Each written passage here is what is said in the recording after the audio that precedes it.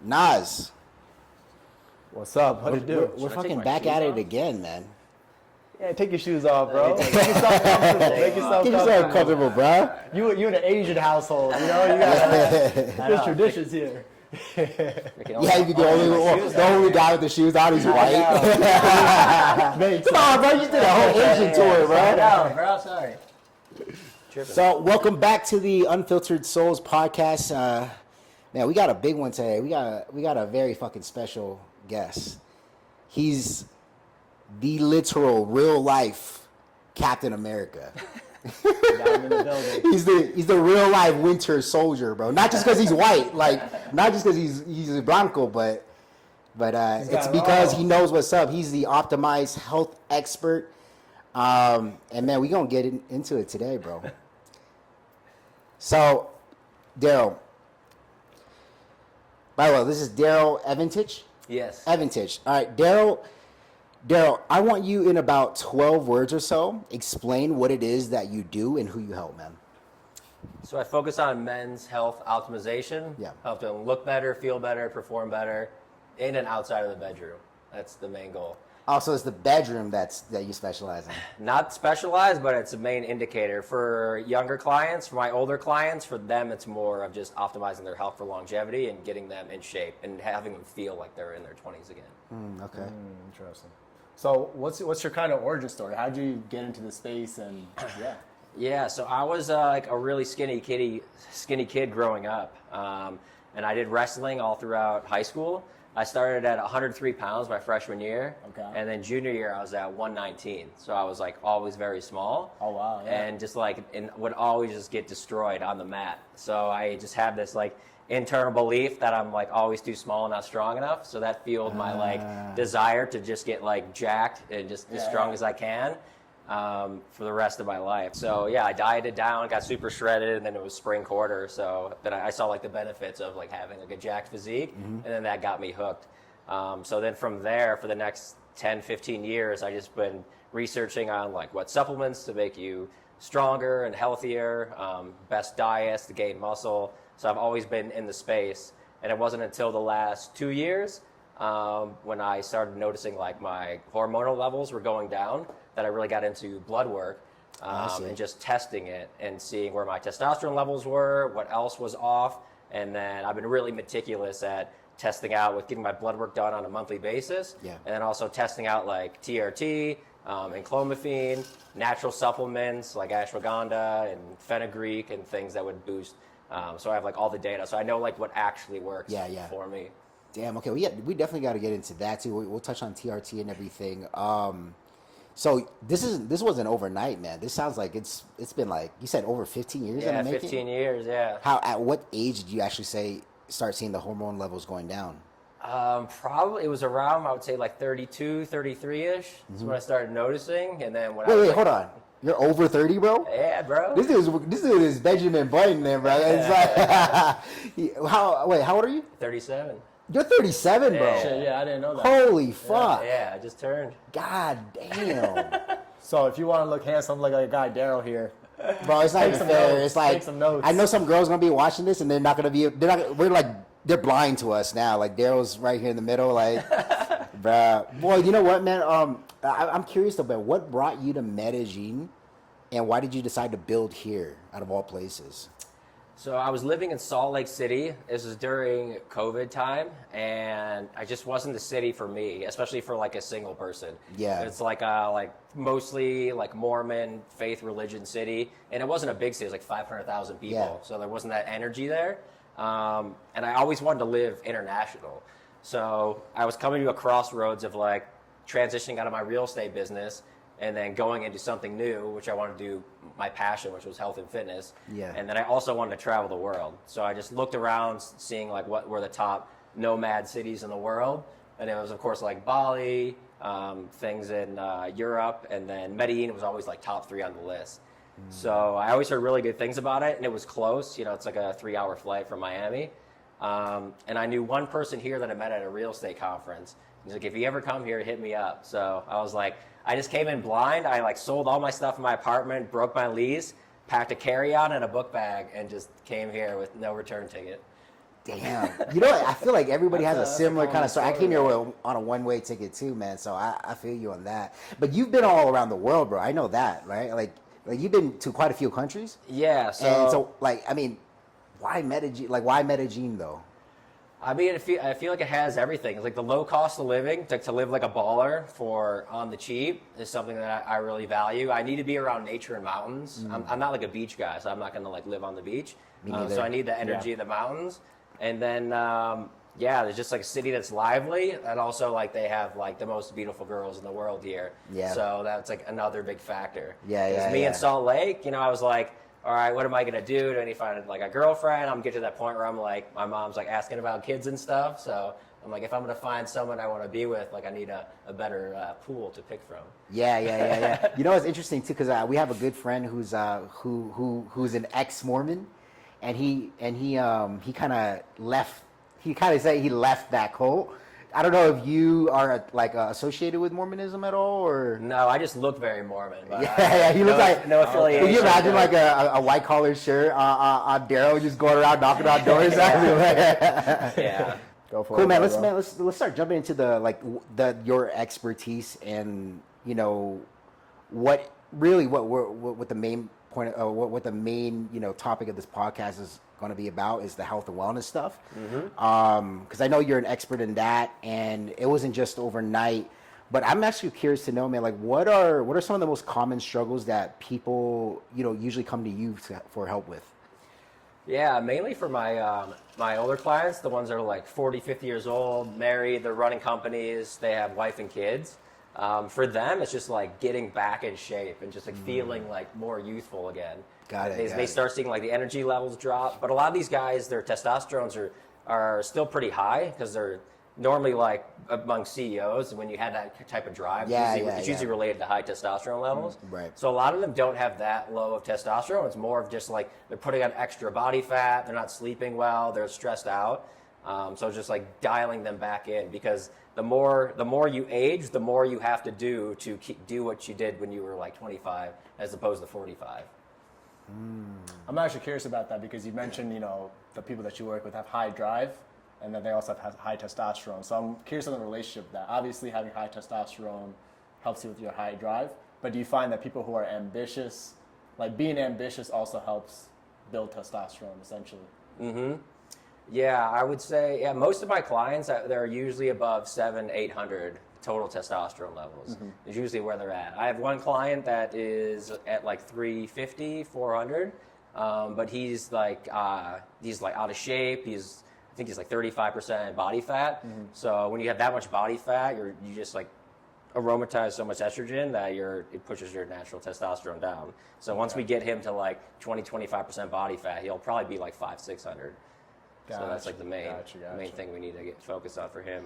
That's interesting, man. Do clients usually just kind of like show up to you, like they come to you, or? I get referrals, yeah. So that's one of the things I'm working on in my business now is just like the reach. The reach, yeah. Because I have the knowledge, but like people don't really know what I know. But like people in my inner circle, they'll just tell their friends like, hey, you should really talk to him about this, and then I usually jump on a Zoom call or a phone call, and if it works, then we get a program going for them. Okay. Yeah, you know what? Nas put up on his story the other day, basically a post about that we were going to invite you on, and he basically asked people like, hey, what kind of questions should we ask Darryl? And one question really, really stood out to us, bro, regarding your expertise and all that. And we legit had a super fan like come on and ask a question. And they asked a question I never really even thought about. Yeah. So this was the little question. How did you get so sexy? bro. And actually, to be like, no, what the actual question was the hot emoji going. Yeah, bro. Bro, how did I get so sexy? I mean, it was like a work in progress. I wasn't always like that. It was it's just that eating super clean, getting really high quality sleep, and I was always taking vitamins for the last like 10, 15 years. We're going to the gym, never missing like at least 4 or 5 days a week. always doing cardio. And then after like usually every 2 years, I'll do some type of cut, whether it's a bodybuilding competition or just like, hey, I want to lose like 20 pounds and just get super shredded. So having that autophagy where your body just like rebuilds and vitalizes the cells, like keeps you young looking. So I think that's what really aided me in my longevity is just a decade's worth of just doing the basics, like day in and day out. God, Rome wasn't built in a day. Yeah, exactly. You spent the last 20 years or so doing Yeah. that, huh? By the way, do you have any idea who asked that question? I don't know. We'll get to your harem of girls later, bro. We'll get to your harem of girls later, but yeah, any idea? I feel like maybe Steve Chan might have asked that one. No, her name was Omer Block.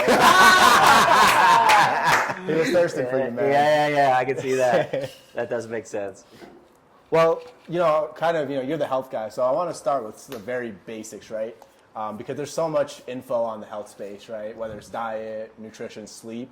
So, and I think people get confused because there's so much information. So what would you say to someone who's like, hey, I just want to be healthier? What are the foundations? What are the pillars of good health? Yeah, I think I created this thing called the Libido flywheel, which you could basically apply to just being healthy as well. But there's like 4 main criteria you want to focus on, which is your stress, your exercise, your diet, nutrition. Those are like key components in exercise that you want to focus on. So for like the diet, if you just stick to the basics of just eating whole foods, that things just like come from the earth. Yeah. Don't focus on carnivore or macros or whatever. Just focus on just clean, healthy foods and being in a semi-calorie restriction. If you're trying to just maintain or lose weight, that would be the best to maintain overall health. And then based on like your health goals, like if you're super active, you're going to need a little bit more carbs for energy, more protein for muscle synthesis. But if you stick to that criteria, you're good to go. One of the main things that people follow, that what I discovered is like overtraining is a big thing. Like overtraining will lower your testosterone and increase your cortisol, which will affect your sleep, which will in turn lower your testosterone and heighten your cortisol. So it's this terrible loop. What's the threshold for that? Like the overtraining? Where do you think? Overtraining. So there was a study they did where you just double your work, whatever you're doing. So say you run 2 miles a day. Now you're running 4 miles a day. And they did it over a 2-week stretch. I forgot the numbers, but I think it's like your testosterone decreased by 35% and your cortisol increased by 35%. Damn. And then it took up to 3 months for you to get back to where you To were. the baseline? Yeah. Wow, that's crazy. And some people got back quickly, but others took up to 3 months. Do you think that only applies to like cardio, like running though, or is it like actual? Does that include like resistance training and shit too? Yeah, if you're resistance training like 6 days a week, I think it's more detrimental if you're doing endurance sports. So they did do a study where like for testosterone, for libido, if you do like high intensity, like kettlebell swings, like real power lift movements, and you're moving, so you're getting that like high heart rate spike. If you do that 3 times a week for an hour, that was shown to have the most improved libido, most improved testosterone. And they did a study showing over a 5-year stretch of endurance athletes, and they're statistically that their testosterone's lower from just like, running like 50 miles a week or something.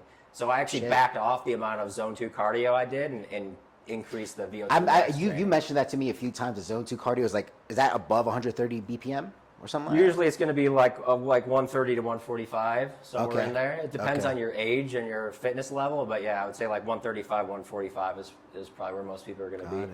And how does one tell if they're overtraining? Because we got some gym addicts here. We love going to the gym. Yeah, I would say the number one key metric is like you're just not getting morning wood in the morning.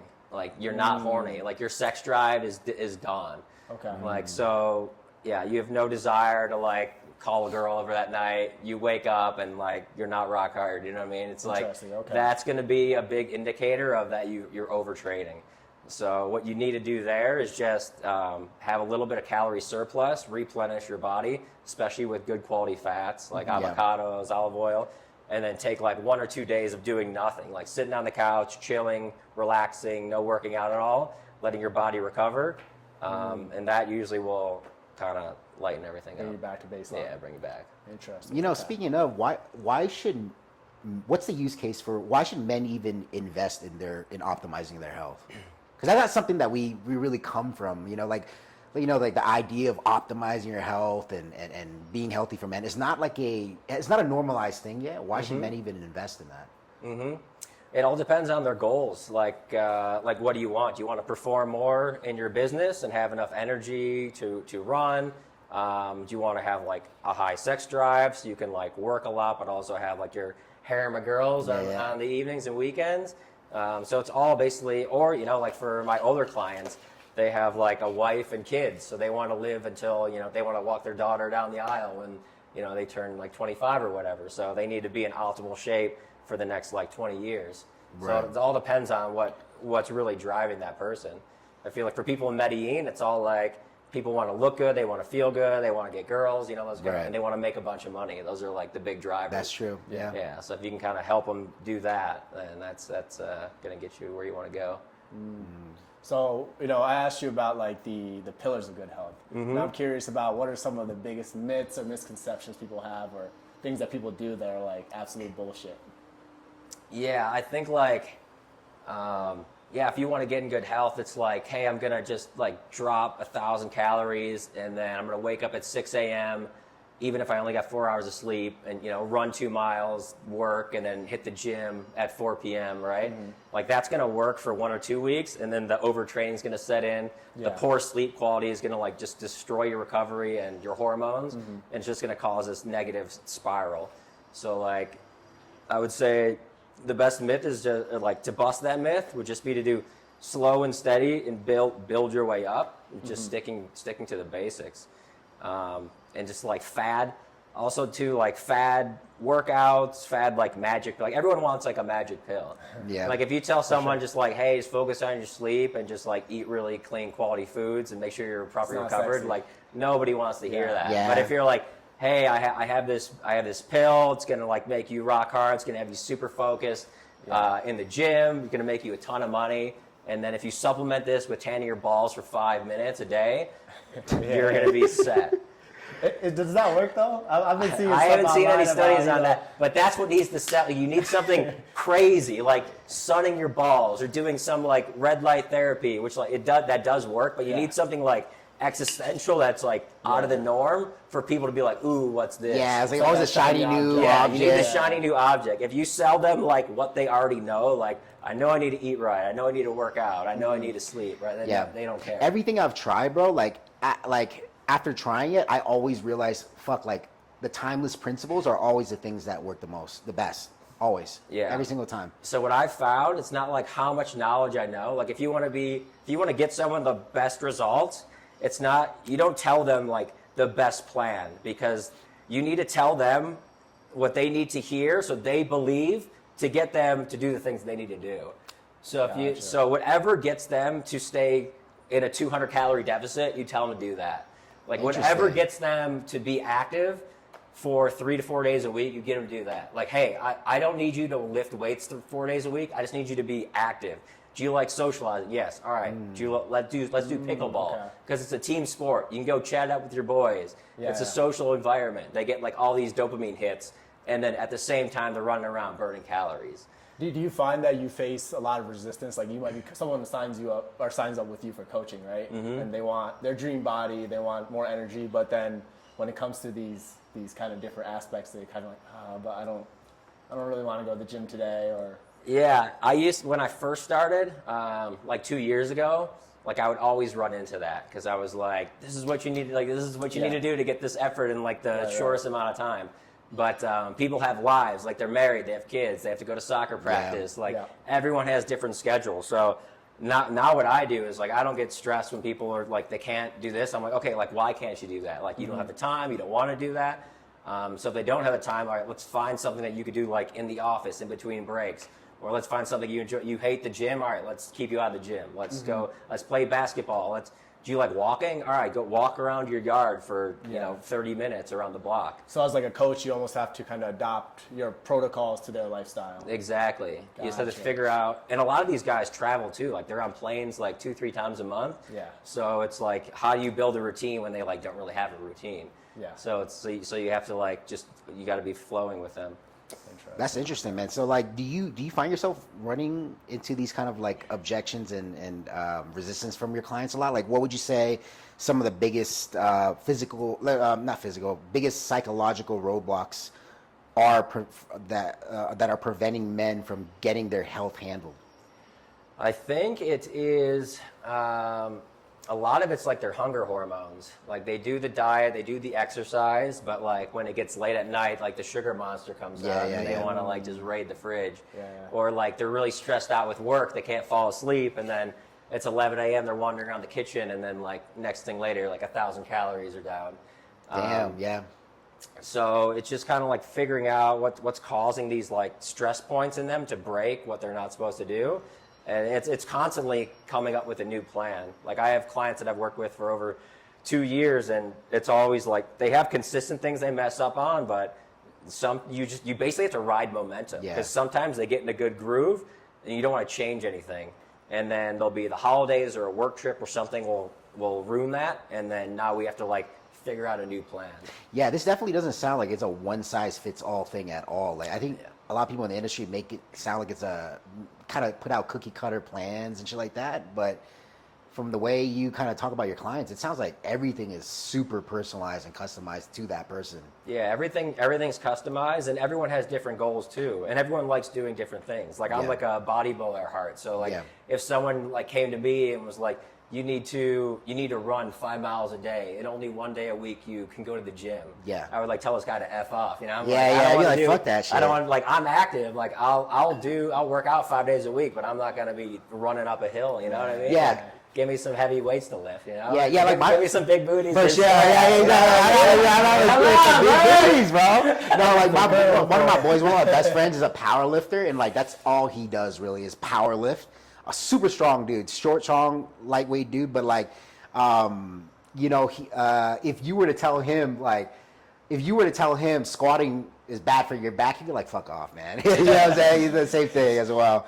That's how it is. So I'm 27 and Min is 31, and you said you're 37. It's hard to believe, right? Mm-hmm. But you know, you commonly hear from people, especially when they're like, wait till you turn 30, you know, things start going downhill. And I know you've also mentioned that you have certain changes that you've experienced. So what are some of the common changes that do happen when you turn 30, and what are some of the things to watch out for? Yeah, I'd say for me the opposite. When I turned, everything got better after I turned 30. You know, I just like I think my physique filled out. I got like more smart with training. Also making more money, so things were just like getting better. But on the health front, I noticed that like I would get more sore, I'd be tired more, just like more lethargic, more fatigue. Like I can't like go to the gym 6-7 days a week anymore with like an hour of cardio. So I did my last bodybuilding competition. I've been doing my first one in 2023, and the last one I did here in Medellin 2 years ago in 2023, I think.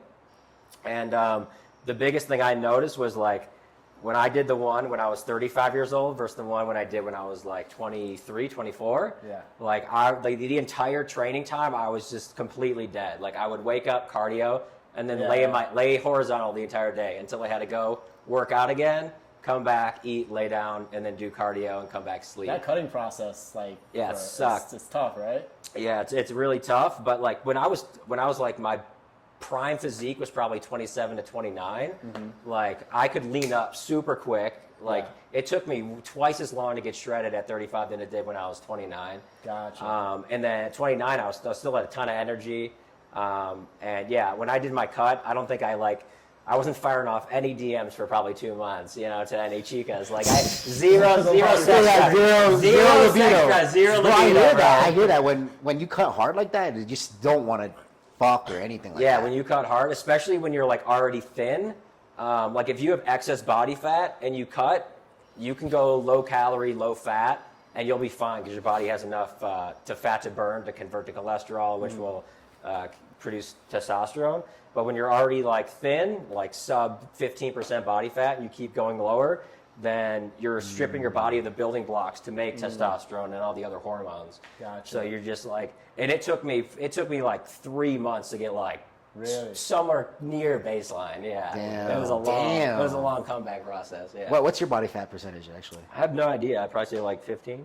I feel like that's. Would you say that's like ideal? Like Not, yeah, optimal? I don't like the way I look right now. I like being like 10 to 12. Yeah. But Okay. 15, I'm like I eat clean, but I can have a meal here or there. Yeah. And then but I just have a ton of energy. I'm strong, like everything. So 15 for me is like performance wise, but if I'm trying to take my shirt off, I want to be at 12. Spoken Okay. like a bodybuilder. Yeah, exactly, bro. It's like, Yeah, but you know what? You have your health is super optimized, but you also have a fucking great life. I would say, bro. Like you have fun. You go out on the weekends. Like you don't really hold yourself back from having fun and doing whatever you want to do. Like how do you balance that, man? Yeah, well, it helps to have really good roommates. So, internally, I'm like, if I were just to like be airdropped in a city and have like no social group, I'd probably just like go to the gym, talk to some people there, and then come home like be by myself. But I got super lucky when I moved to Medellin that all my roommates are super social and they're always doing events and having people Right, over and we're going Sam here. Greenan and Yeah. We're going to this event. Sam's a DJ, so he's like playing here, he's playing there. And anytime he's doing that, there's always like 15, 20 people. Right. So like my social circle is just like on auto. I don't have to It's do autopilot, anything. Yeah. So that really helps like having the fun meter. And then also it's just when I ran my first business, I just was like 100% like no girls, no fun, no play, no vacations, just like waking up, cold calling, making money, closing deals. It's like all I would do.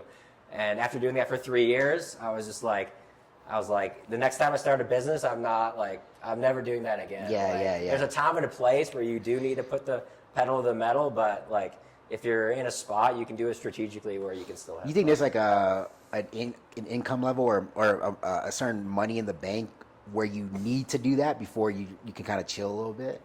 I think like once you have like 100K in the bank that you don't like touch or don't do anything, that kind of gives you that like security. Like when you have like 200K in the bank, then that like you don't really think about it. And then once you have like, so if you're spending, you got to think about it like how many years do I have where I don't do anything? So if you're spending like 5 to 7K a month, and you have like 300K in the bank, then you're like, okay, I can dick around for a pretty long time before I have to do anything. So it's kind of like how much money are you spending on a month versus how much you have in your bank versus like how much income you're getting in, and that'll So it doesn't sound like you regret that period of your life where you kind of had to do that crazy run, right? That's where I bought all my real estate from. Right. I got the cash flow and the business experience and sales skills. Like I worked for the Air Force for 8 years as an engineer. Oh shit! So I was just like in computer labs, like with a bunch of people that were like on the spectrum, and nobody had speaking skills. And then that's such a common thing with engineers. They're kind of like on the spectrum they're a little super bit. that's something smart. you have to develop as well, because I went into real estate, and I don't like talking to people really. So and the best way for me to get deals in Salt Lake was to cold call. So like A, I had to talk to people. B, I had to do sales. C, I had to cold call, which is like a very uncomfortable thing to do. So my first 3 months was just like 30 contacts a day, cold calling for 3 hours in the morning, and that kind of like built it up. And then once I got leads in, I had to learn how to like nurture them, and then how to like go to the house and close them to buy the house. So it was just learning that. And then once you get money flowing in, it's like you got to worry about the taxes and all that stuff. But it's so cool, like, because we all do sales to some degree, and like that is where you build character and you learn social skills. Dealing with strangers all day. Not a lot of people make that transition from engineer to like business owner though. Like that's Super good kind of an technical, anomaly, like I more- think. You know? Yeah, it was because I was working for the government, and I was working like 60, 70-hour weeks and getting overtime, but I think my base pay at the time was like 70 or 80K a year. And then with the overtime, it put like, I was working so much and it pushed it to like 92K. And then I was like, all this effort for like 12K extra. I was like, fuck that. I was like, there's got to be a better way. Yeah. So I started getting into real estate. I was in a hot market in Utah, and I did my first flip. And I bought this house for $110,000, paid a guy $5K to like just repaint it, put a new furnace in there, and clean up the yard.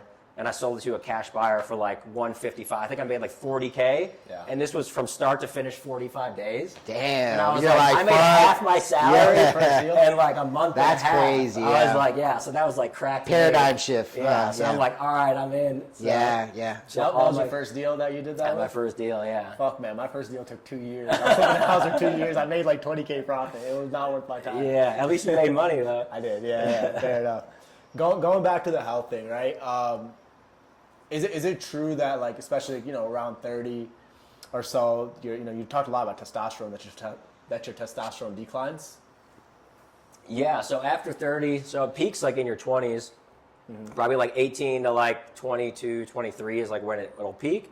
And then in your 20s, it'll like plateau. And then after 30, 35, it'll drop about 1% every year for the rest of your life. Gotcha. So you'll have that steady decline. And usually like 30 to 40s is when men start to like notice it. And there's points where it's like, are you super tired? You're never horny. Like you're putting on excess body fat. You can't put on muscle. If it's like that level, then it's like we need to look at some serious improvements. But if it's like a small degradation, then it's like, okay, let's start optimizing. Like let's get him cleaner foods, more fats, improve the sleep a little bit more. And then you can start taking some natural supplements that'll help boost your testosterone levels. So you just do that until that's what I did from like 32 to 35. And then before I went on TRT, I want to do my fitness competition. Like all my competitions were natural. I didn't take anything. So before because I knew eventually I was going to have to like do some hormone optimization, but I just wanted to I wanted to just do everything naturally possible. So I got all my blood work done. I tested like Tongan leaf, Fidogia agrestis, fenugreek, ashwagandha, and then I would get my blood work done every month to see did it raise my total testosterone, did it raise my free testosterone, how did everything else work? So I know by using Tongan Ali, ashwagandha, and fenugreek, it increased my total testosterone by I think like 55%. Oh shit. That which sounds like a lot, but it increased from 350 to 450. And 450 total T is still like you're not feeling great. What's like a healthy level of testosterone for, say, a guy? It varies for me, and I talked to a few other people, and also my clients that are always like the ones that are like they work a ton, they also work out like 5 days a week and do like train triathlons. Yeah, it's like I think once you get over like the 700 is like when you start feeling like pretty good, and then like the 800 to 1,000, that's like when you're like Superman. So okay. Gotcha.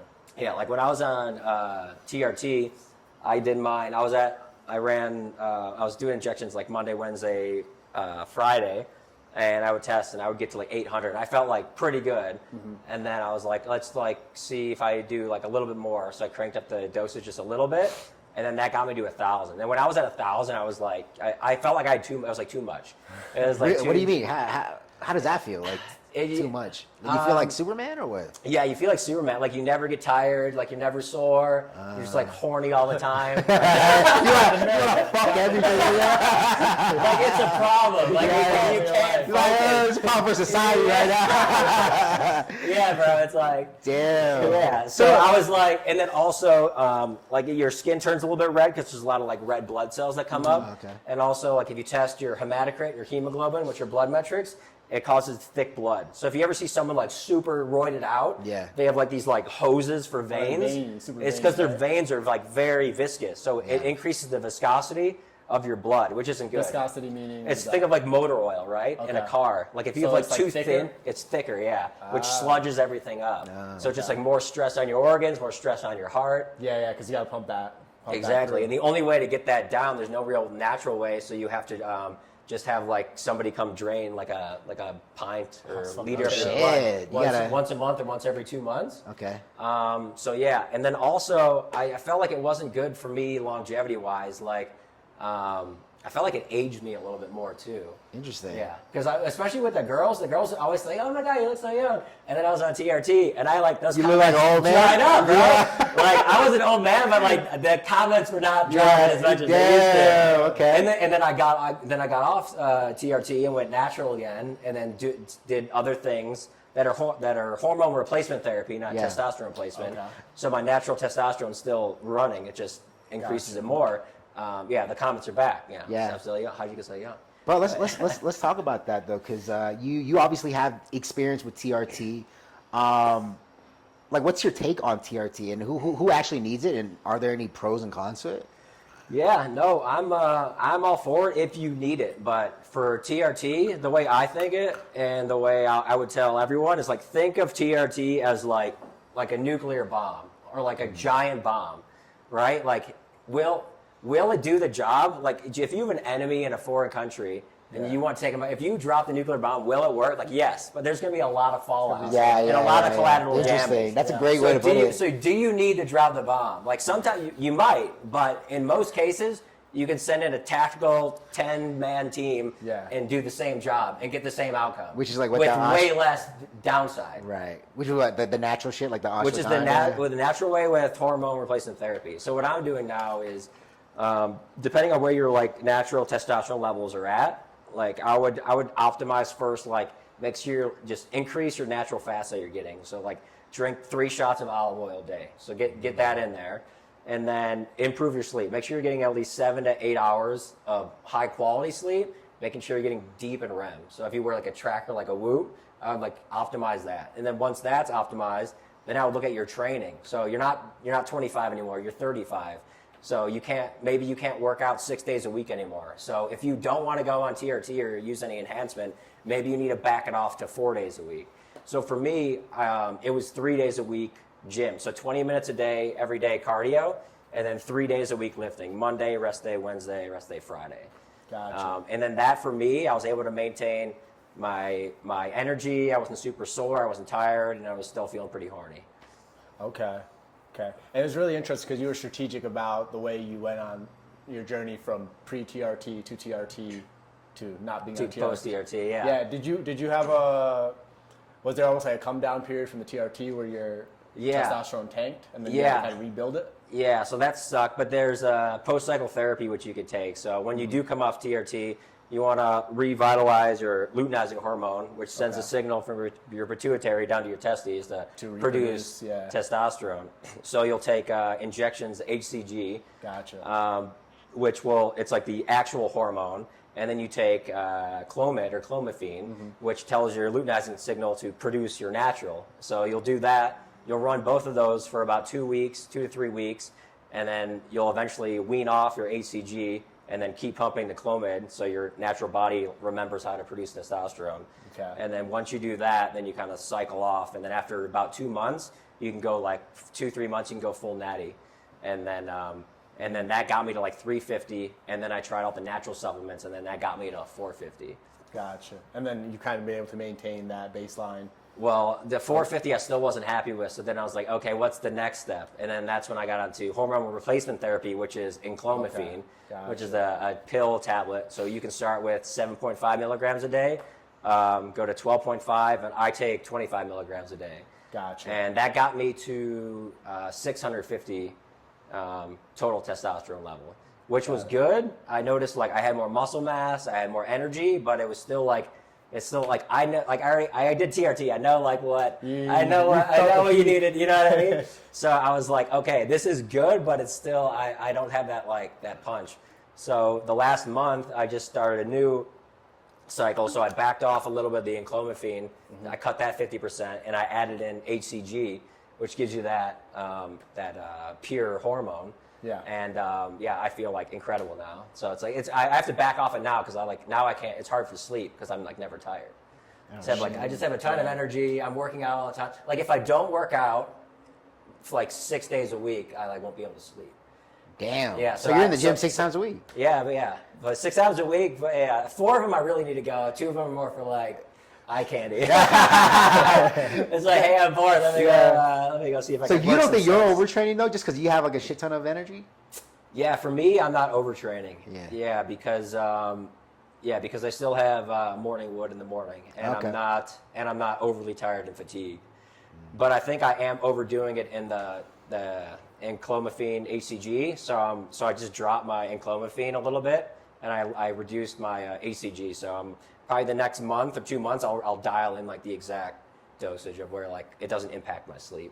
Have you noticed anything in the market today that's underrated and that that guys should be paying attention to as far as like anti-aging protocols? I don't know. I think there's just a lot to be said about eating very clean, like not even organic, but just like whole foods that come from the earth and being in a slight calorie deficit. Like if you just like hit those two things, that will have massive longevity benefits because it'll improve your sleep. And then also another thing with sleep too is like to have the best quality sleep to improve your hormones the best is you want to have a fasting window going into bed. So if you eat right before bed, it's going to screw up your REM sleep, and it's going to drop your testosterone. Yeah, I levels. see. How long before would you say? I would say like minimum, like 2-3 hours, like bare minimum. Yeah. But studies show like you get like 80% benefit at 4 hours, and then like the maximum benefit at 6+ hours. So eating later or right before bed is not necessarily good for your sleep.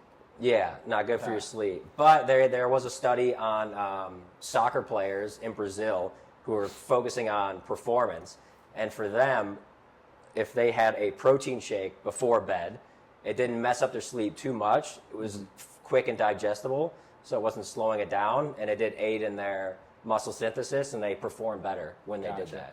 Gotcha. So if you are going to eat before bed, keep it light and keep it something very fast and digestible, like egg whites or nothing a protein super heavy. shake. Yeah, avoid fats, or like a ribeye would be like the worst thing you could possibly eat before bed. We've done that too many times. Literally what Yeah. we do every night. We eat a fat ass ribeye to go to The bed. fat ass ribeye, or just like something with a ton of sugar in it, because that's going to spike your glucose, and then your body's going to spend the next like hour, 2 hours Interesting. processing that. Gotcha. So, I guess kind of on this topic, just are there some of these unconventional health hacks, right? You hear about ice baths, sauna, that's all the rage these days. I guess sunning your balls is one of them, infrared. Are there any of them that you find that's particularly beneficial or that do actually, like, move the needle? Yeah, I would say definitely sunlight to sync up with your circadian rhythm is super important. So like right when you wake up, just like blast the blinds and try to get as much natural sunlight as you can right when you wake up. That'll signal to the body to like restart everything. Gotcha. And if you wake up super early, like 4 a.m. or 5 a.m. and you live up north, they sell the lights that you can like simulate. Gotcha. Like those like red lights? Not red lights. They're like actually like white lights that simulate the sun. So you can get that rays in. Ice baths, I don't think there's too much like longevity or health benefits. I feel like you could maybe argue that it's like unhealthy for you to do that. Like it's a shock on the nervous system. Okay. But it releases a ton of endorphins and endocannabinoids, which make you feel like amazing. Yeah. So as a productivity tool, I always do ice bath in the morning because it's like natural Adderall. Like it's like natural coffee, natural Adderall. Like you get out, you feel amazing, you're awake, you're alert. Is there kind of, you're talking about stress and it's putting a lot of stress in your body. Is there potentially overtraining if you're hitting the gym, doing ice baths? Because I know people who like hit the gym every day, hit an ice bath every day. Is there a possibility you're spiking cortisol too much? Which will lead to what you don't want? Yeah, you definitely can. So I mean, you would notice it too. Like if you're having trouble falling asleep, and then also like going back to the morning wood thing, and then you're feeling like lethargic and like it's taking a long time to recover, and you're feeling sore. Those are all signs of overtraining syndrome. But but there's some guys that I coach that have like 800 to 900 natural testosterone at like 45 years old,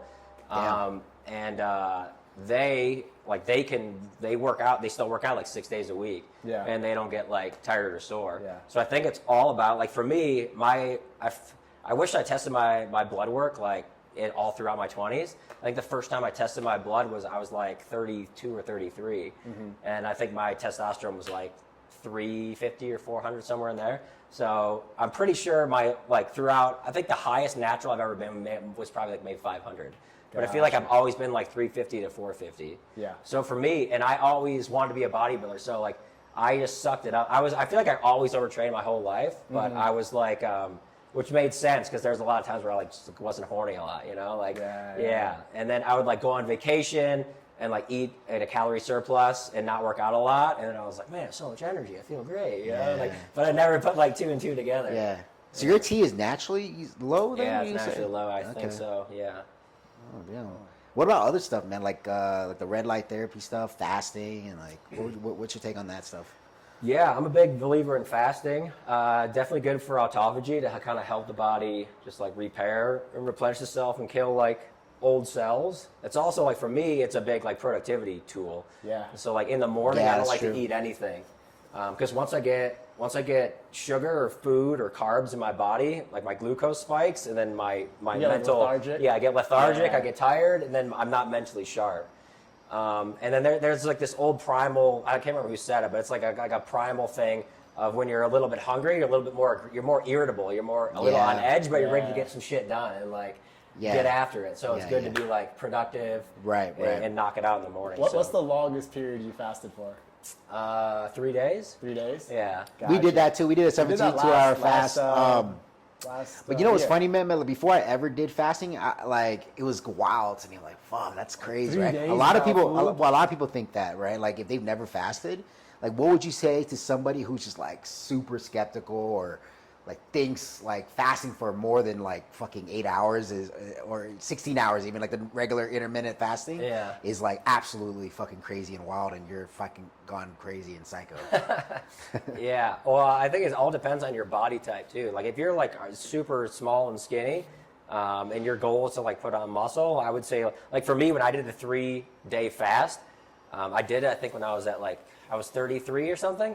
I lost so much muscle mass, and it took me like 3-4 months to get it back. And I'm like, I'm never doing a 3-day from a fast 3-day again. fast. Yeah, it was just too detrimental. Like if you run it in your 20s, like your testosterone's really high, and you can bounce back quicker. Yeah. But if you're like in your 30s or 40s, but if you're overweight though and you have a lot of extra body fat, you can do that because your body has so much stored fuel in it. But if you're like lean already like 12-50% body fat, and then you do a 3-day fast, you're gonna. I might have to do a couple of those a month then, you know what I'm saying? Yeah, I think if you listen to a podcast with like Dan Bilzerian, he said he did like a 5 or a 10-day fast. He's like, Damn. well, how do you think? He's like, I'd never do that shit again. He's like, Yeah. I lost 10 pounds of muscle. I'll never get it back. Bro, you know, but I do know somebody who broke their fucking ankle, and they did a 5-day fast, and it fucking healed in those 5 days. So Yeah, well, fasting reduces inflammation. Yeah. So if you have a ton of swelling and you're trying to like fix something, that makes total sense. yeah, So it's all like everything you do, it's got to fix a problem. So everything's like really specific. Like if you eat this, it's because you're deficient in that. If you take this supplement, it's because you're trying to increase this. yeah. So like every tool that you use is got to be solving a problem. And for everyone has different problems. So Yeah. it's like that solution's not going to be the answer for you Damn, all okay. the time. By the way, bro, our boy Steve Chaw, I know he's starting Wellness Wednesdays with you, or for himself. I know he's going to have you on as like a guest.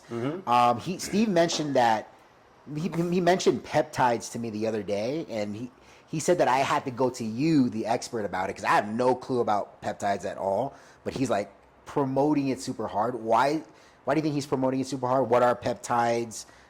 Could you give us the full rundown? Like we're 5-year-olds. Yeah. So peptides, basically, they're a new form of drug. They're not FDA approved. So that's why it's kind of hard to get them, and you can't advertise them in the United States. Got it. Because you can only use them for research purposes only right now.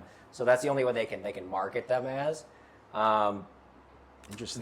They do work. So like a peptide would be insulin. So people who are like have really low insulin levels, you can use that to increase and get energy that way.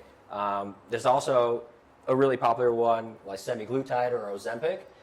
That's a peptide as well. It's a GLP-1 and agonist. So it makes you feel less hungry, burn more body fat. Also increases your basal metabolic rate, so you're just burning more calories, just being alive. Then you have like healing peptides, so BPC 157 or TB4. Those are going to help you kind of recover and replenish your body. And these are all injectable testosterone, injectable peptides.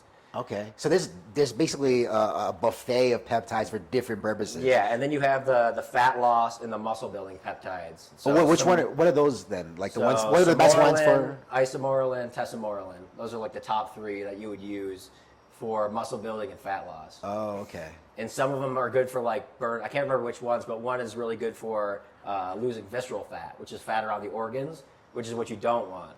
That will cause like cancer. And there's other things that'll help you build muscle more. So it basically signals your growth hormone to pulsate more and produce more GH while you sleep, which will help you recover faster, give you more energy, burn more fat, and build more muscle. But the downside is one, these aren't really regulated. So when you buy them, they might not be 100% pure. They could be from a lab in China. There could be other stuff mixed in there. Interesting. And an easy sign to tell is like, hey, you're not getting the effect. And also, like, if you take it and you start just, like, your skin starts getting all, like, patchy, you get, like, acne, it's usually a sign, like, whatever you're taking isn't Not clean. good. It's not pure.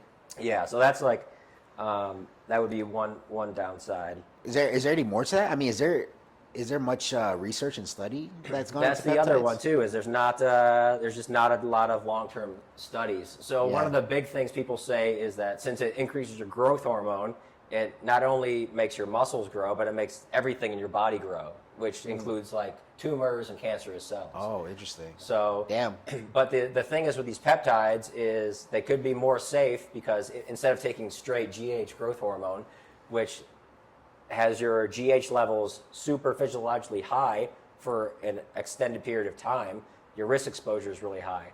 Whereas when you take these peptides like testosterone and somorelin, they pulsate with your natural cycle. So as long as you don't go over your IGF-1, so if you get your blood work done, you'll look at your IGF-1 number.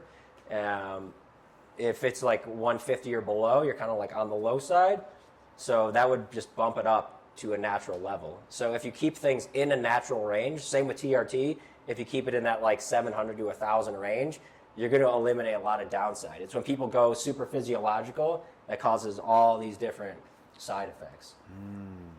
So would you recommend peptides to everybody, or is it just for a specific type of dudes, or? Yeah, so I only like to recommend things I tried on myself. So I ordered a bunch of peptides, all the stuff that I told you about, when I was back in the U.S., but they were on back order, so I never got it. So I would have been able to give you a decent update now. But for peptides, I do recommend, if they need it, so if you're trying to solve diabetes, bring down someone's insulin levels, just get them healthy and lose weight, I would recommend like microdosing something like tirzepatide, which would help them lose weight. It's the second generation or third generation of Ozempic. Damn, okay. Yeah, so that's what I'd recommend there. Like for healing, you could do a cocktail of BPC 157 and TB4, and then run injections for like 2 to 4 weeks, wherever the source of your injury is.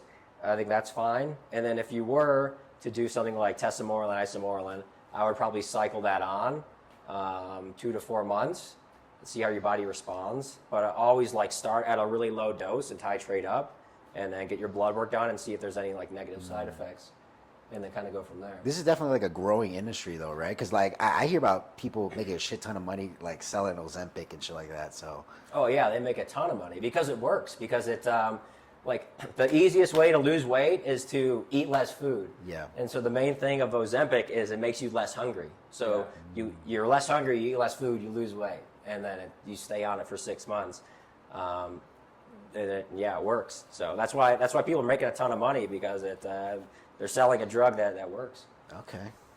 And so you've mentioned a few times now blood labs and panels, and I think you're the go-to expert for blood labs. Why do you think men need to get their blood labs tested, and how would they even go about that? Like, what's the first thing a guy should do if he wants to optimize his health, but he's feeling overwhelmed with it? Yeah, I would say the first thing is just get like a basic comprehensive panel for your blood work. Like even if you're a healthy individual, in 25, pretty much like Nas, like 27, like all your blood metrics are going to look probably pretty good. But we want that stake in the ground. So when you get tested at 28 or 29, we can look at trends and see if anything is increasing in a negative way or decreasing in a bad way. So like for young guys in their 20s, it's good to get blood work just to see where you're at, and then to have a base mark, so when you test again in a year or 2 years, you have a trend line. Right. So you have some data to work on. You got to know where you're coming off from, like where the baseline is. Exactly. And then guys in their 30s, that's when things start to dip, especially if you're noticing symptoms like fatigue, low stress drive, like you're just not like no motivation. It's good to test where you're at. So You always want to get like a complete blood count to look at the quality of your blood, complete metabolic panel to see your electrolytes, make sure everything's running. You want a full hormonal pattern to test your testosterone, free testosterone. Yeah. You want to look at your thyroid panel, which is your main energy and metabolism to make sure you're burning fat properly. And then there's other longevity metrics like B12, vitamin D, things like that. Yeah, I know. And then also your lipid panel too. Your heart health is okay. really important. That's Yeah, the no, one that's where you're not gonna, you won't tell if your heart metrics are messed up. You really won't feel it. Right. So that's the one you're gonna need to get blood work on to actually find out. Yeah, no, I got my blood labs done for the first time, just and purely out of like recommendation from you and like Steve, and you helped me a ton with that, man. Like if I were to look at those results, I would have no clue how to read that. But it also, from your like consultation, made me realize like how important data and tracking the shit actually is, like for people and for a man, you know, like so I mean that was incredibly useful for me. So yeah, I want to ask you because we're fortunate here to live in Colombia where things are relatively cheap, but I know like getting a comprehensive panel in the States is really expensive. So do you have any suggestions to make that more accessible to, I guess, people that live in the States? Maybe even just like maybe these are the top 10 things that you might want to look at. Yeah, so we live in a good time where there's people that are making things a lot cheaper now. So Brian Johnson, I don't know if you know him, but he's like a longevity. He had Braintree and Venmo, sold it for like $1 billion, and then now his whole life goal is to not die. The billionaire guy, right? Don't die, right? Yeah, Brian Johnson. So I love that guy. He just like runs purely off of data. He's an ex-Mormon from Utah. Interesting. I guess it's that common Mormon Utah thing. Oh. Yeah, so he's just like super dialed in. So he traded the afterlife for eternal life. Yeah, exactly. Yeah. But he's a controversial dude, though, no? He's super controversial because he'll do things like, take plasma from his son and put it in his body, which he had like major benefits, especially his father had like a lot of health. I can't remember which ones, but it definitely improved his health. But they just like sticker shock. He's also he's not a very like socially attuned guy. So like he'll put things out there which he doesn't think is a big deal, but like to normal society and culture, it's like, bro. Like if you look at his pictures, like with his son, him and his dad, they're like with the shirt off, like having this like naked model pose, Like I'm like, it's just like like I think he thinks it's like, oh, it's a family photo. Yo, chill. Like, so you mentioned what was his name, Brian Johnson, right? Yeah, so he just came up with a basic panel where anyone in the U.S. can get it. It's $150. Okay. And it's literally the same stuff we get here that costs like $350. And normally, before that came out, like it would cost like $1,200 to get a full panel. Damn. But if you don't want Brian Johnson, if you want a little bit more advanced one, I know there's Derek from more place, more dates. I used him. His is like really expensive. I think I spent like $800 or $1,200 on Bloodwork. Okay. But there is another one. I'm blanking on the name right now. But they wouldn't answer my email, so I will give them a shout out. And they're also very good. They have a really good tracking system too. But Brian Johnson, base blood panel, $150. Mm-hmm. Entry level. Yeah, that'll give you like all the metrics I mentioned for heart health, liver, kidney. Okay, awesome. Testosterone, yeah. So I know you have a school community where you help people break down and get educated on blood work. What's kind of the intention behind that, and who is that for? Yeah, it's really just getting information out there on blood work. Because like you looking at blood work 2 years ago, I did the same thing. Like I got from Merrick Health, I got sent this 36-page report of metrics that I didn't know what any of this stuff was. Yeah. And all it told me was like I needed to take these 3 things to feel better. And I was like, I wanted a little more clarity on that. So I spent, I just basically researched on my own, like studying what each line of the blood report meant. I had consultations with doctors ranging from like $80 for a consultation to $500 to $800 an hour. Yeah. To consult with some of these doctors, like especially if you go to the ones on YouTube that are kind of a little bit famous, they charge a little bit more money. Mm-hmm. But I wanted to pick the brains of the experts and figure out, okay, I know if you look at studies, they say you should really be here, but if I'm really trying to push the limit and go for performance or longevity, like where should these metrics be? So I spent like 6 months just building a list out of like where those optimal limits should be for all your blood markers. And now I have like a pretty good understanding of where you need to be and the relationship between everything. Gotcha. So how does your school community work? Because I just recently joined, and I was looking at, I know Min's been in it. Yeah, so What's it called? It's really not Bloodwork Blueprint. Bloodwork Blueprint? Okay. Yeah, so for like the last year, it's kind of just like a place to talk about like health optimization and blood work. Not really a course, but I'm launching my YouTube channel now, Okay. and then once I have that, then I'll revitalize the school community, and then that eventually, like ideally, I want that to be a place where we have like some group coaching program where it's people who like are really actively optimizing their health, and then everybody can like work together to like solve the same problem of, how do we look better, feel better, live longer. Gotcha. So if I got blood work done or someone else gets blood work done, can they reach out to you? Or do you Yeah, have they a can kind of post in the way? group. They can DM me like, "Hey, Yeah, can you well- take a look at this? Where am I deficient?" Yeah, we'll definitely drop a link for everybody too to check out your school community for sure. Gotcha. So what are some of the, if you could say like maybe top 5 like KPIs that you would look at? Like I'm sure testosterone is up there as one of them. What are some of the other ones that are kind of like key? Yeah, I would say your total testosterone would be one. Your free testosterone is also a big one, which is you could have low testosterone, but if you have a high free testosterone, you're still feeling really good. Okay. So I would look at those two. What's the difference between those? Your free is like the available testosterone you have to use. So it's like I'd explain it like your testosterone is like how much money you're making, and your free testosterone is like how much money you have in the bank, like how much can you spend. Okay. So if you're making $1 million a year, but you only have like $2 in the bank, you're not great. But if you're making like $50,000, but you have $1 million in the bank, you're Right. doing You pretty got some good analogies there, bro. Okay, so we got total testosterone, free testosterone. What else? I would look at a lipid marker, which is your heart health. So I would Okay. focus on HDL, which is your good cholesterol. So you want that number to be as high as you can, like around 60 plus. That's like a protective agent for your heart. I would look at insulin, insulin and fasting glucose. Those are the two that cause like the most. They'll cause dementia, they'll cause cancer, it'll cause heart disease. So if you have a high insulin level, it just is a spiral for bad things to happen later in your after midlife. Okay. Gotcha. And then let's see. I think for thyroid, I would look at your TSH, and then for longevity metrics, I'd probably look at ApoB, which is like Peter Attia says that's the #1 heart health metric you should look Okay. at.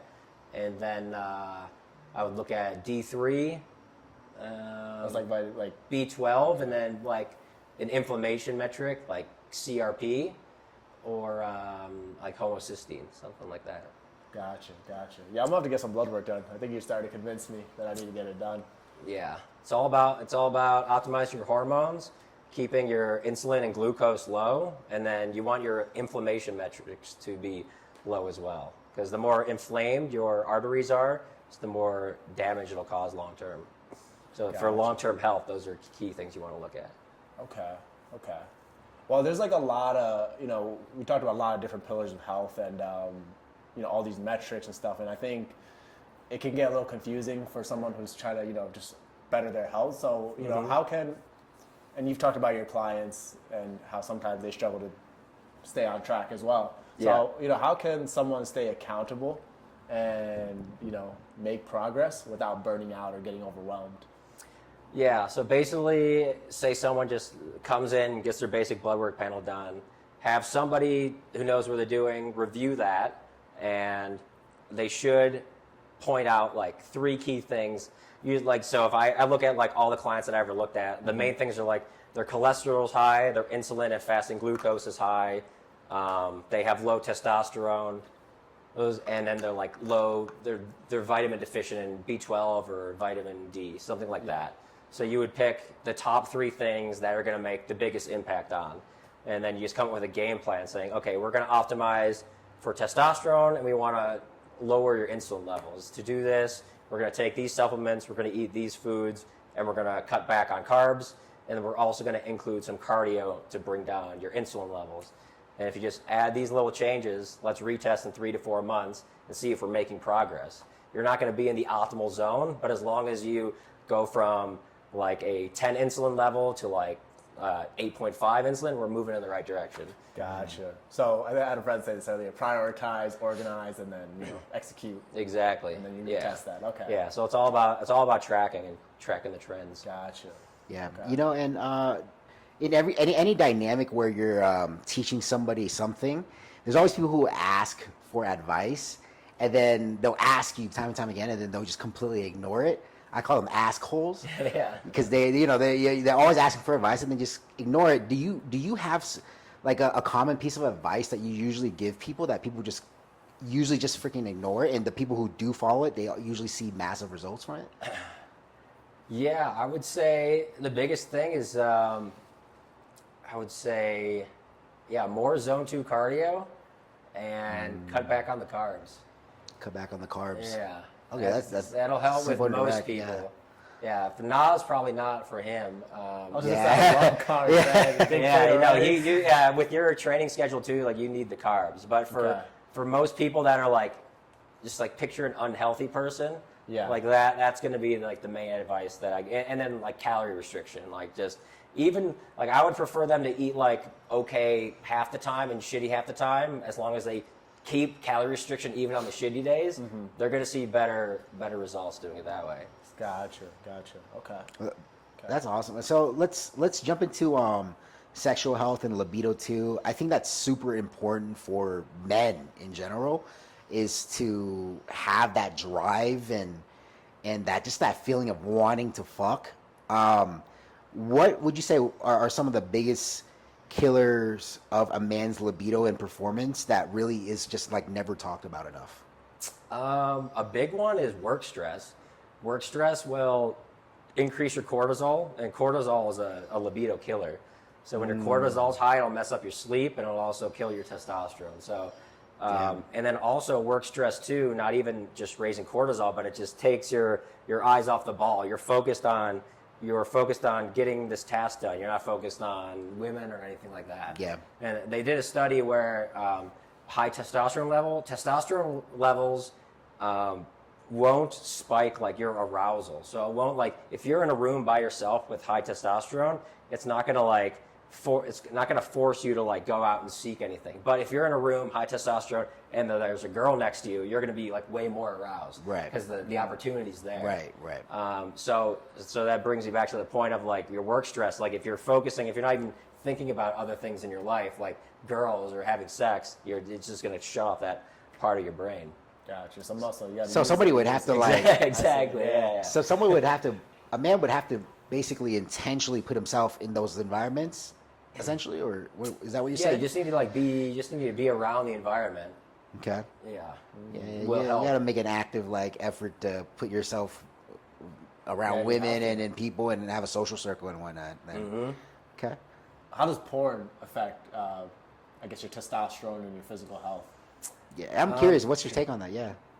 Yeah, I'm not. I haven't done too many studies on porn, but I do know that, like when you want to be super aroused and you want to be super motivated, whether it be like you just want to hook up with this girl or you want to just kill this work project and have motivation, you want dopamine. You want good dopamine. That's like your motivation chemical, right? Right. And when you're chilling out, like you're with a girl and you bust all over, right? And you get and you're super relaxed.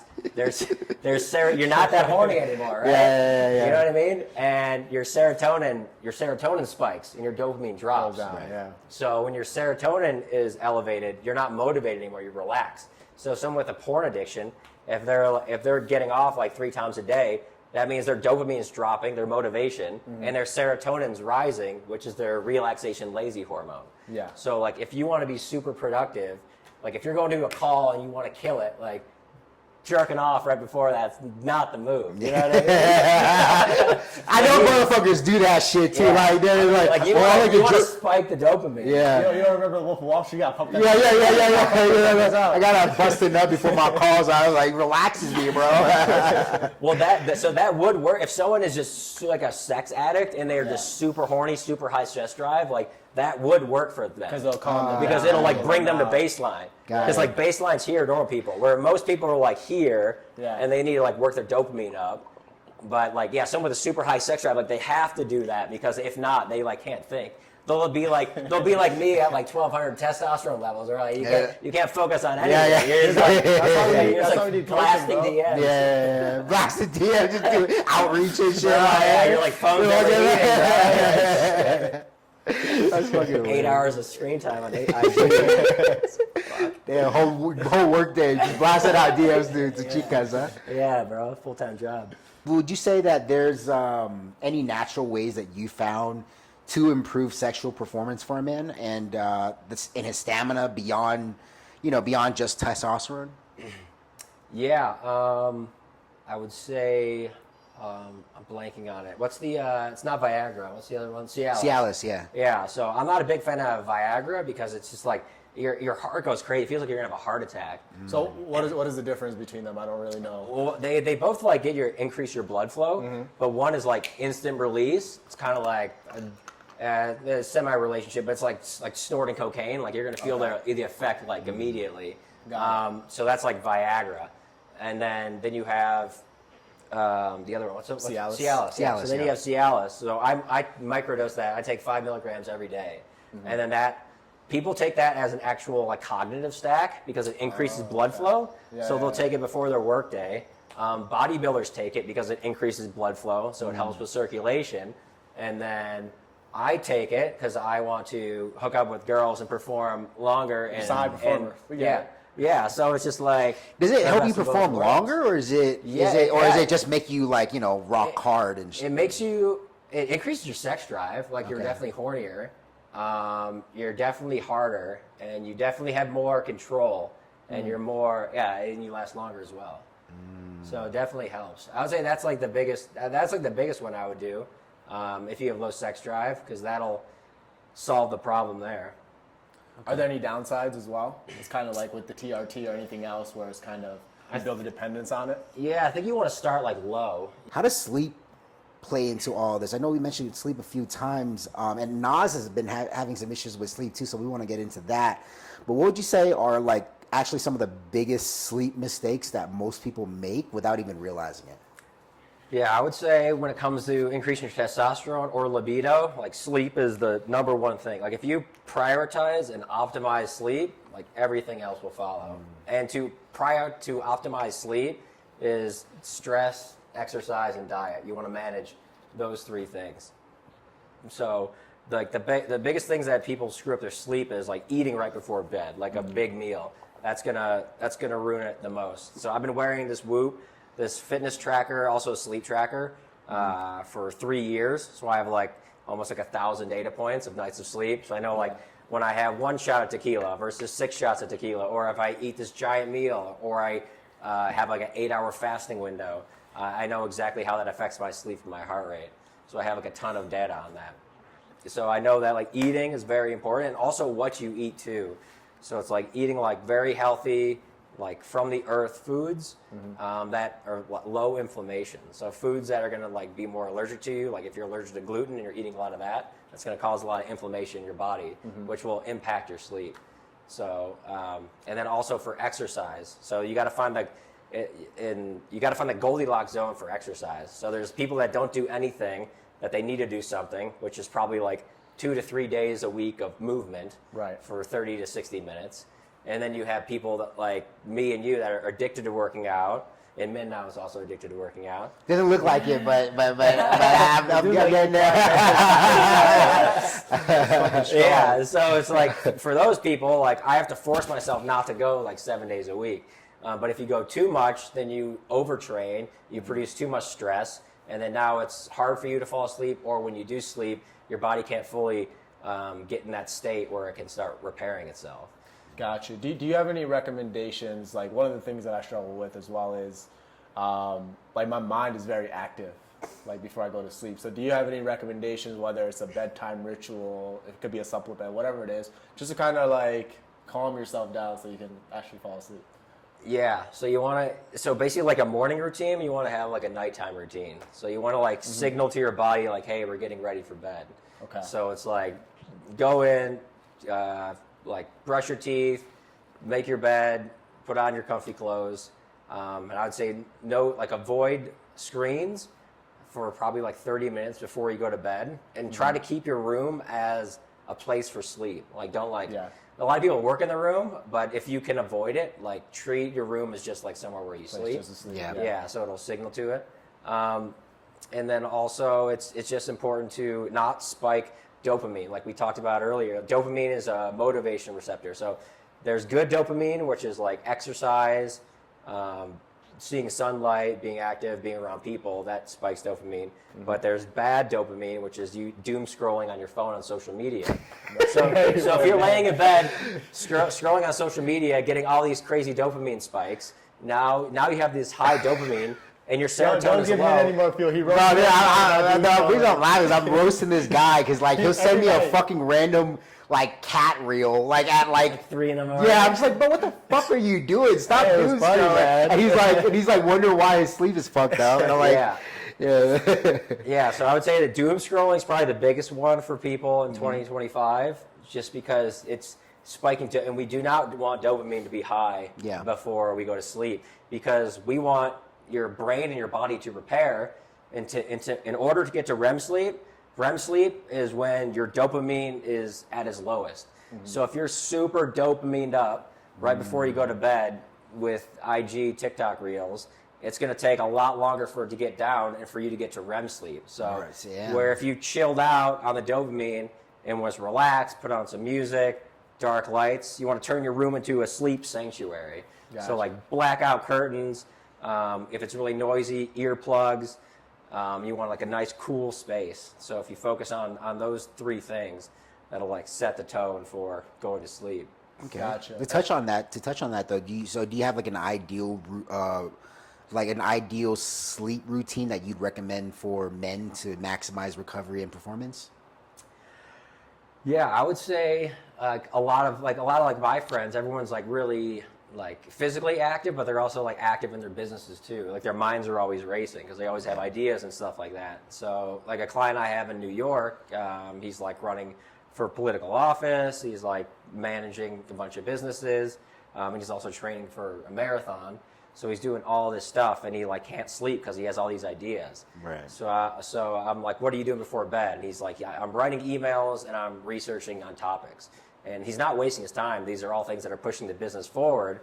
But when he writes emails, he only does that for 5-10 minutes and then he stops. But when he's researching something, a 5-minute thing can turn into like a 2-hour thing. So it's like, okay, let's figure out how not to do that. So let's take all the article ideas you have, like read the title, read the summary, and if it's something you want, just copy paste all your articles, and then use an app like Speechify, which you can copy paste in, and then when he does his run in the morning, he can listen to Speechify, all these news articles, so he can preload all the work that he wants to do at nighttime, and then execute it right when he wakes up. So it's like whatever you think you need to do for the business, like do it, but compress it in like a 15-minute window. Gotcha. So like right when you wake up, your brain's already prepped, and you can just get to getting. Yeah, that's the value of a coach too. Like a coach just like knows certain things that you would just never fucking think about, or like Speechify, like that's brand new to me, you know, like you kind of need that outside perspective. And I used to be kind of like skeptical of coaches and mentorship and shit like that. But bro, like it's vital to seeing a quantum leap in success. Usually from what I see now. Yeah, it's just someone to like spot your blind spots. Yeah. Because you're so busy with like life, family, business, your own personal goals that like you're so laser focused on one thing, you're not thinking about X, Y, and Z. Right. So it's good to have that outside perspective. Yeah. Well, I think I'm going to test some of your protocols for my sleep, but I think there's a couple of things that I just want to reiterate that you touched on that is probably affecting my sleep, and I have one other question about it.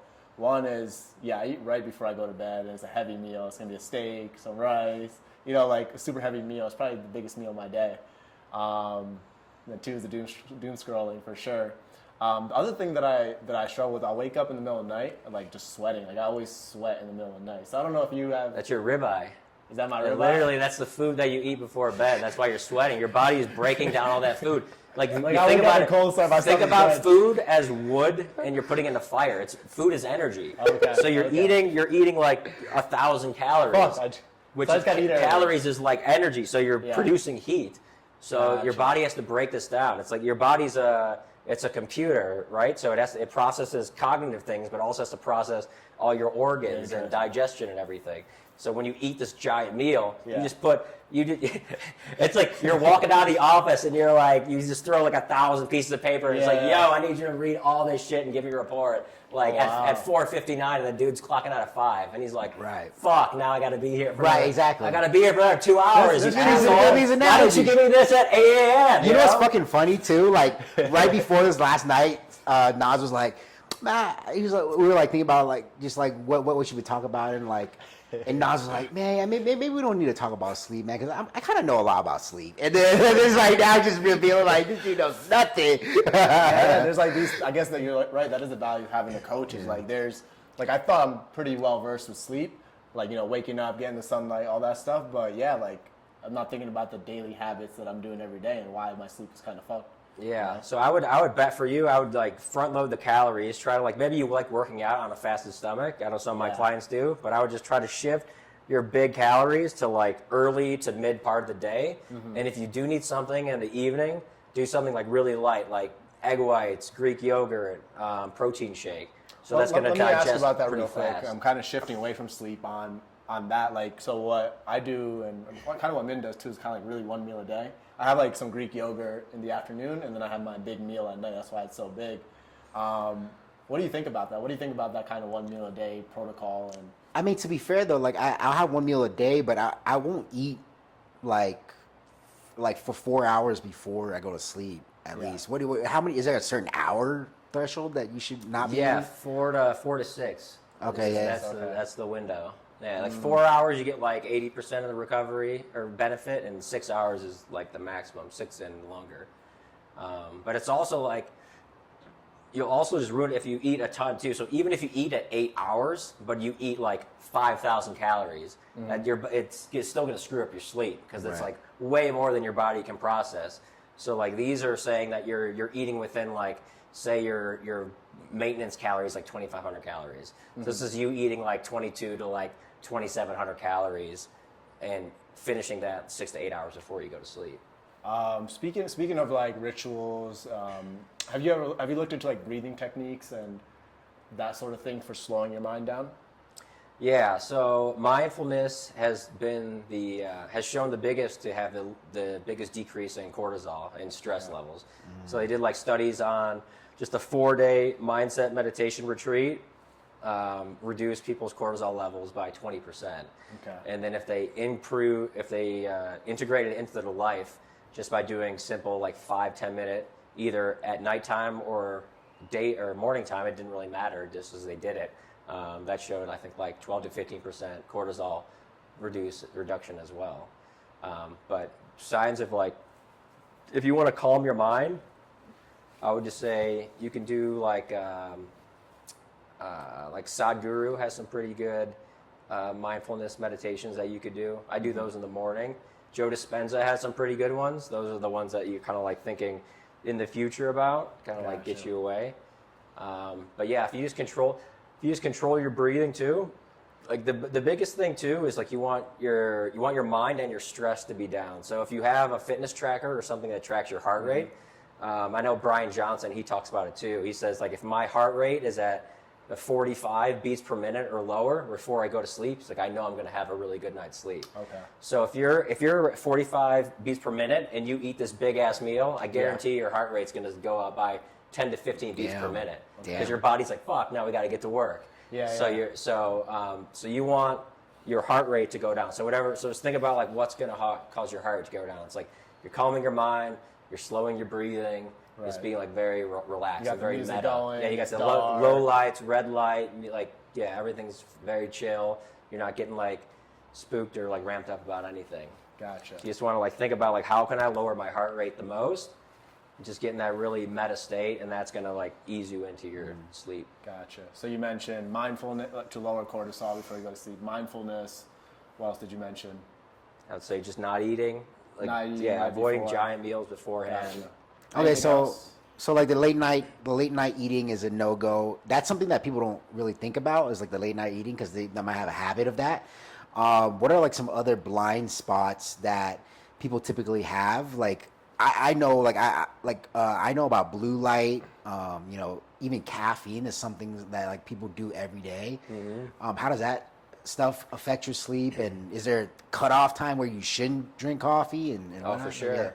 Yeah, I would say stimulants, like in general. So caffeine, Adderall, like whatever your stimulant is.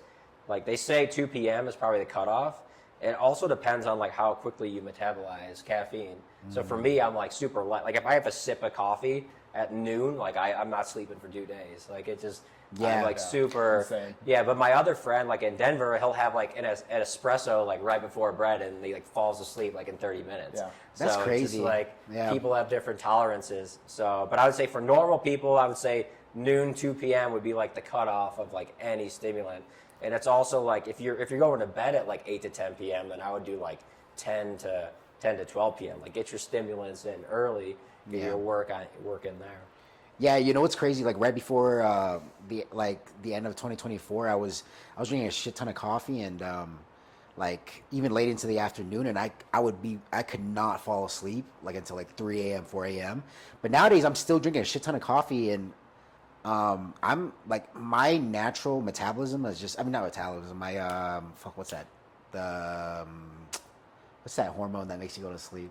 Oh, your serotonin? Yeah, not serotonin. Oh, melatonin. Melatonin. Yeah, but I feel like my melatonin just like kicks in, and like I'll naturally fall asleep at the right time now and wake up at the right time now.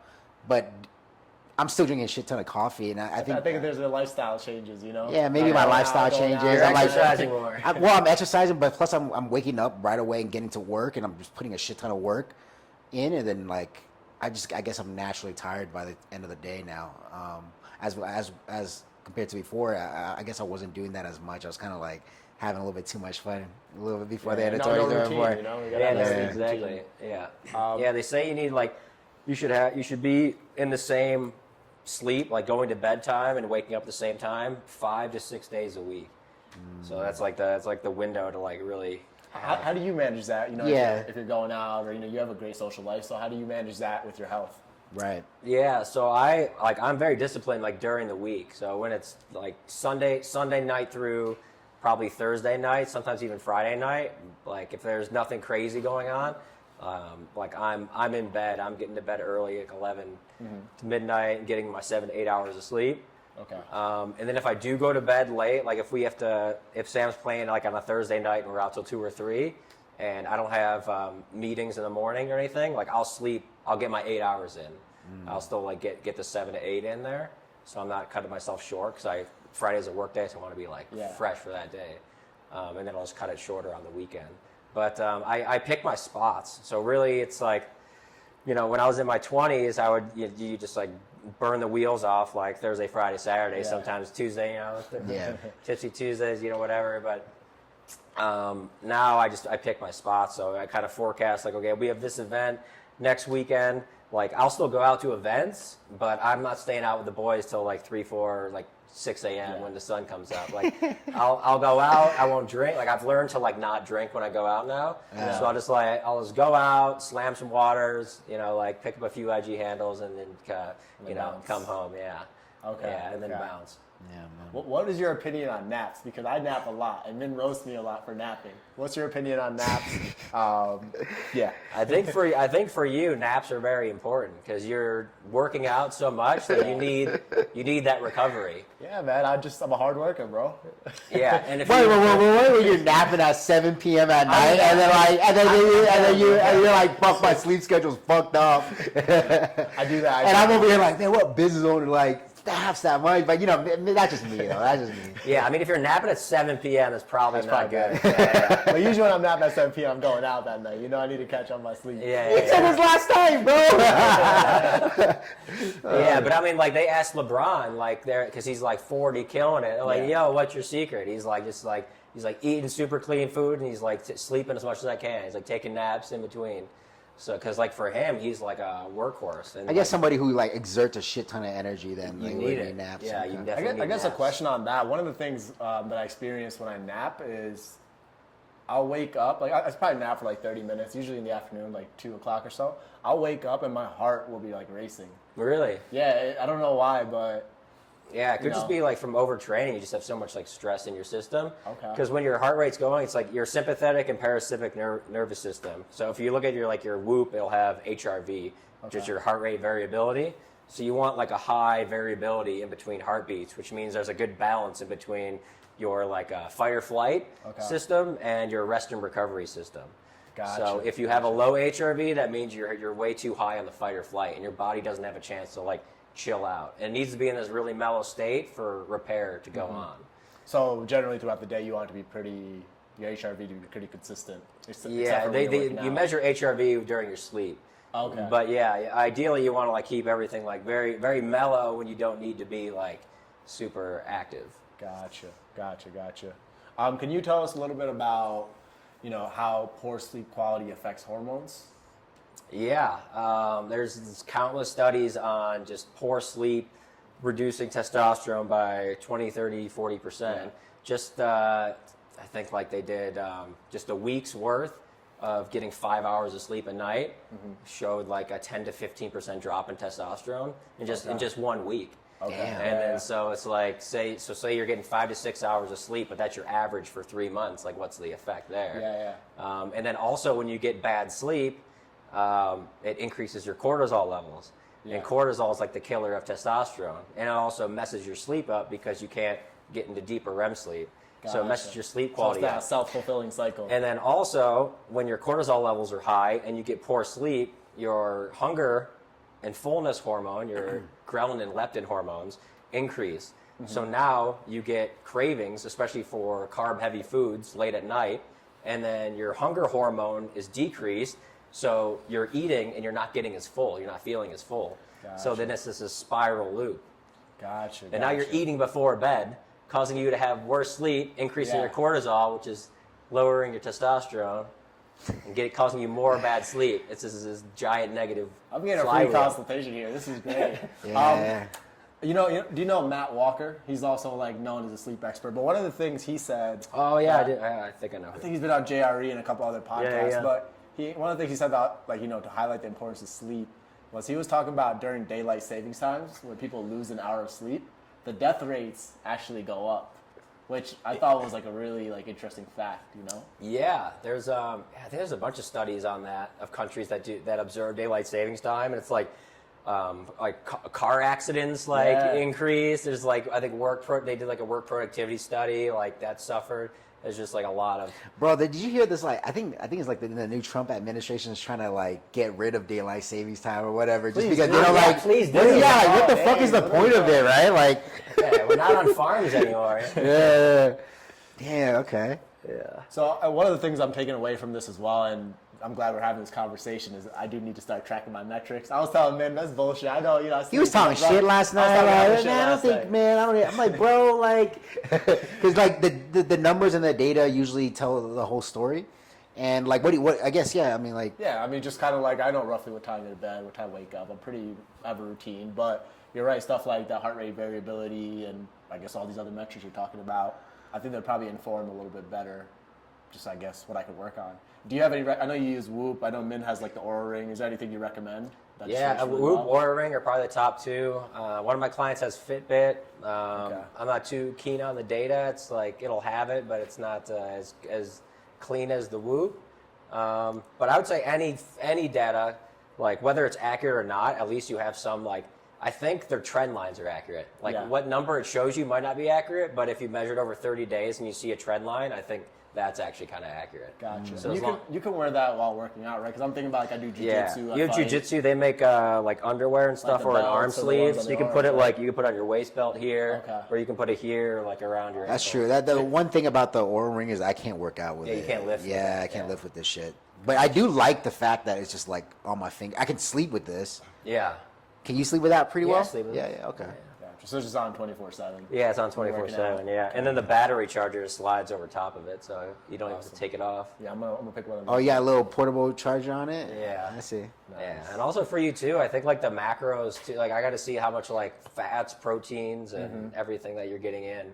That would have an effect on your recovery and also like reducing inflammation, which will help you sleep I'll send better. you a picture of my dinner. Yeah. I'll let you know. It's pretty simple. You know, it's carbs, proteins, fats. You know. Cool, man. Let's kind of wrap it up with like weight loss. I know there's a shit ton of like information and stuff about that. Everybody talks about weight loss, but I want to dig into it with the health expert. I will personally, I will struggle with like weight plateaus oftentimes.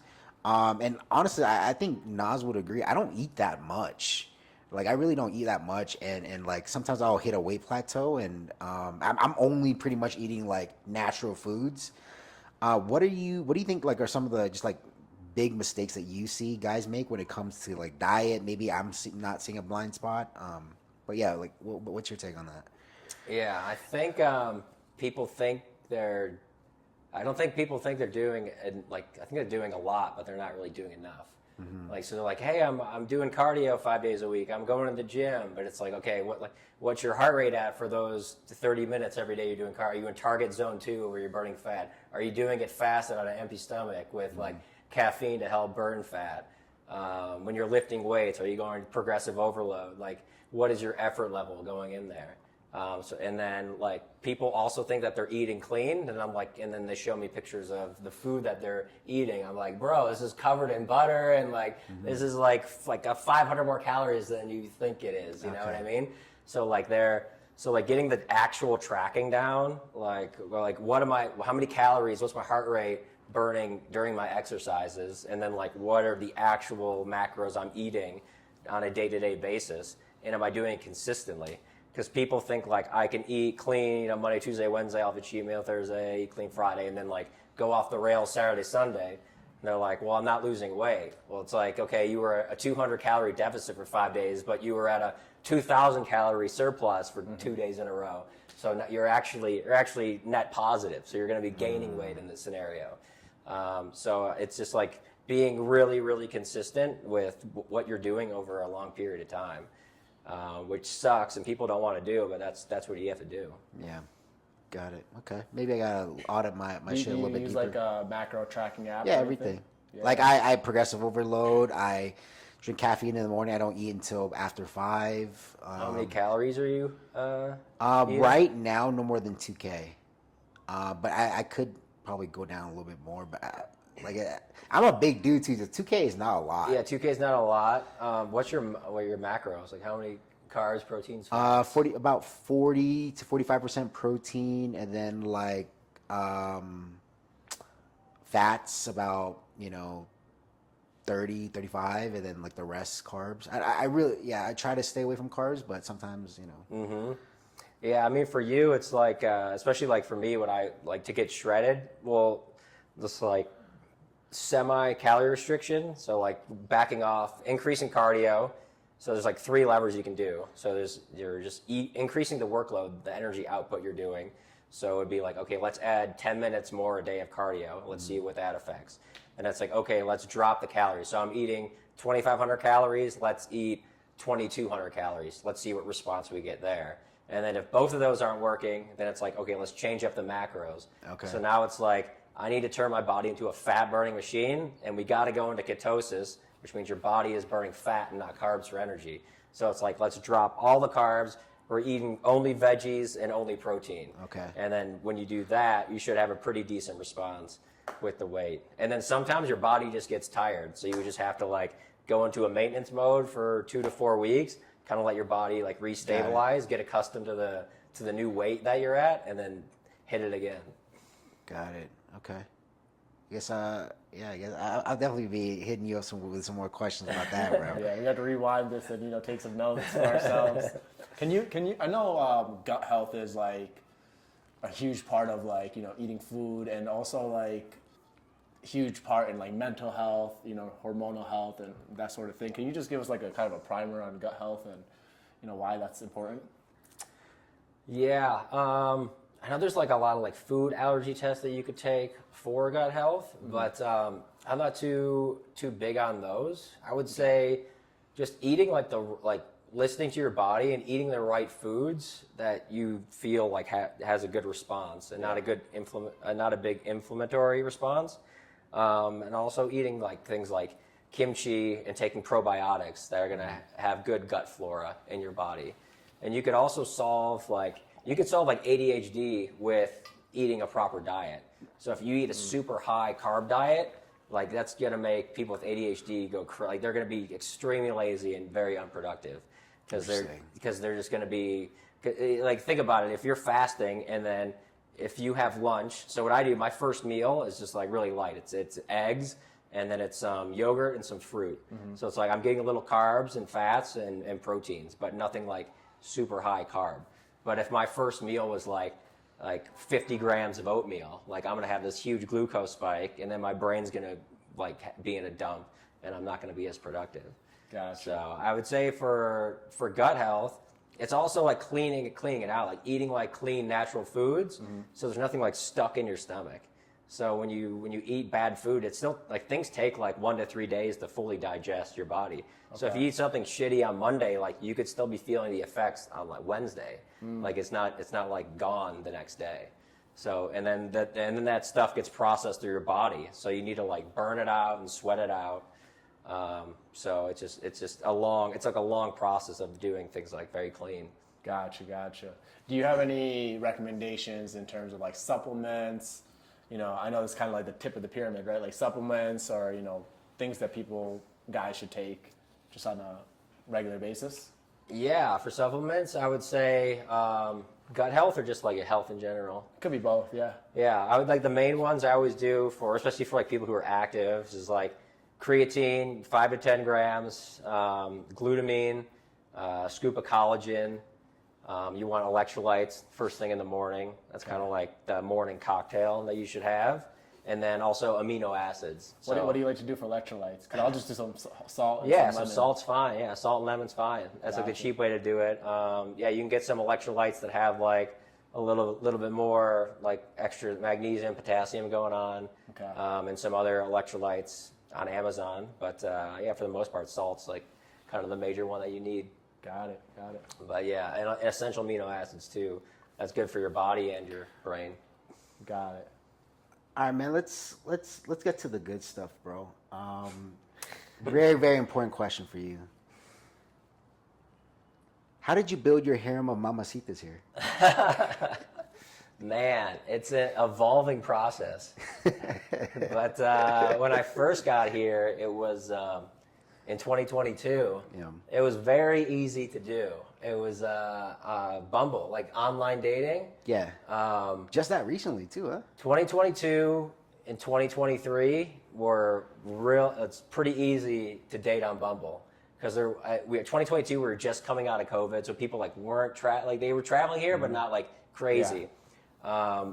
And there weren't like a ton of gringos, but like the rise of gringos have happened from 2022 to 23 to 24. It's fucking crazy. You know what it is? I blame the fucking Las Vegas Sphere, bro. You know they put an entire advertisement for Colombia on that Sphere. Yeah, I'm pretty sure like that's why the influx of people came in. Yeah, yeah. But so the online dating apps were pretty good, and then I noticed in 2024 it was just like. I felt like I was in sales competing for leads, like because these girls were just getting blown up by like 15 other guys, and it was like speed to lead. Like if you didn't respond to them within an hour, like some other guy invited them to go on like some freaking boat party or some island or dinner that night. So you basically had to like dedicate your whole day to get these girls. So this year I was like, no more dating apps. It's like only in person. Which like no one's really doing in person. No, nobody's doing that. Because you have to like speak Spanish, which a lot of gringos don't speak Spanish, and then B, you have to like get over like just approaching people like out of nowhere and like making conversation. So it's like big barriers of entry. And it feels more organic to both people too, like the guy and the girl. It's just like, oh, because I had this emotion with this guy, like I feel more familiar with this guy. I'll just probably end up going with this guy on a date or whatever. Yeah, and also when I first came here, like I took like a 1 year hiatus because I just I got out of my business, had a bunch of cash laying around, so I didn't really need to do anything for a while.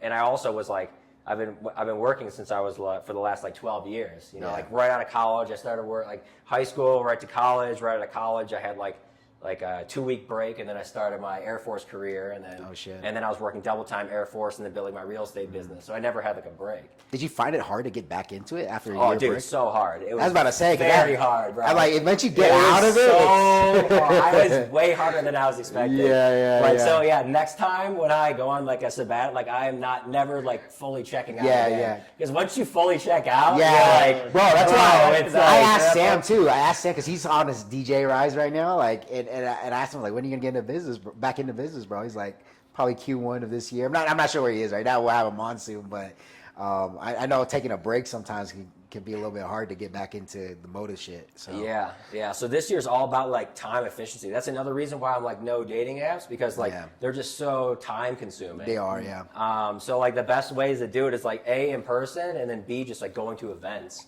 Yeah. So like it helps being friends with Sam because we go to like all these events. You get backstage. It's easy to invite a bunch of girls, and like Yeah. you meet girls there. Yeah.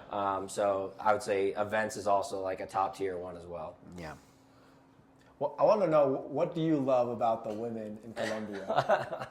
Oh man, there's so many things I love about them, but I would just say they're just like so nice and sweet, and yeah, it's just like nothing like a nice, cute Colombian girl, small waist, big booty, dark hair, like cute, pretty face, and they're very sweet. They're like warm-hearted, they're like caring, they're fun, and like especially like Paisas, Colombians in general, they just like.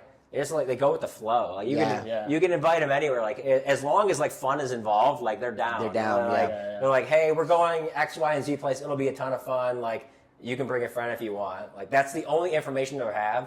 Well, you don't tell them the friend. You're like, hey, you want to come? And then the only question they'll have is like, can I bring my friend? Yeah. Yeah, and that combination is deadly too. Yeah. Being sweet and they look good, like amazing, like Yeah. as opposed to sometimes back home you'll have a girl Can be who's a just little like more guarded. not even guarded. Like there's sometimes they're just fucking like unpleasant, and like and then combine that with like you're not as even as like physically attractive, like to act that way, like man, like it's like Yeah, but you then, see it when because like our house, we have like a house of 6 guys, and so there's like always people in and out. Yeah. Mostly Colombians, but sometimes we'll get like Americans will come in, or European like girls will come in. And especially when we have parties and you see like the difference between like the Colombian girls. Oh, dude, so different. It's so different because like it's not good or bad. It's just like what it It's is. different, But it's yeah. like the American and European girls are always like asking questions like, what are we doing? When are we going? Like, like they're always like concerned about something. Where Colombian girls, like as long as like they're having fun, They're just vibing. They're just vibing. They don't. They can vibe all night long. Bro, I've had girls like reply to my stories and shit when I talk about Colombian girls and like, you know, like my natural affinity for them, and like, and I'll be talking about like, you know, beautiful Colombian girls, and they're like, oh, you lost me at beautiful, and I'm like, it's just like, you know, like, kind of like that hard to get along with attitude sometimes, and I'm just like, eh. But anyway, we won't shit on that. But what do you think like life can like look like for a man here in Medellin, especially like somebody like yourself who's like a tall, jacked, 6 foot dude, 6 foot tall white dude? Yeah, I mean, the sky is really your limit here. Like you're living like a king, just like because low cost of living wise, especially if you partner up with like just like a friend or a couple other buddies. You know, and you split the rent 2, 3, or 6 ways, like you can get like castles, like sick penthouses that would be like 20, 30K in like New York or Miami, but they cost like, you know, a fraction of the price here. And then also since like the labor is very cheap here, like you get a full staff, you get your house cleaners and you get your chefs. And then like everyone comes to your house. So like your barber comes to your house. So like as a business owner, this is a great city to operate in because you never have to leave your house. You can be productive from the second you wake up to the second you go to sleep.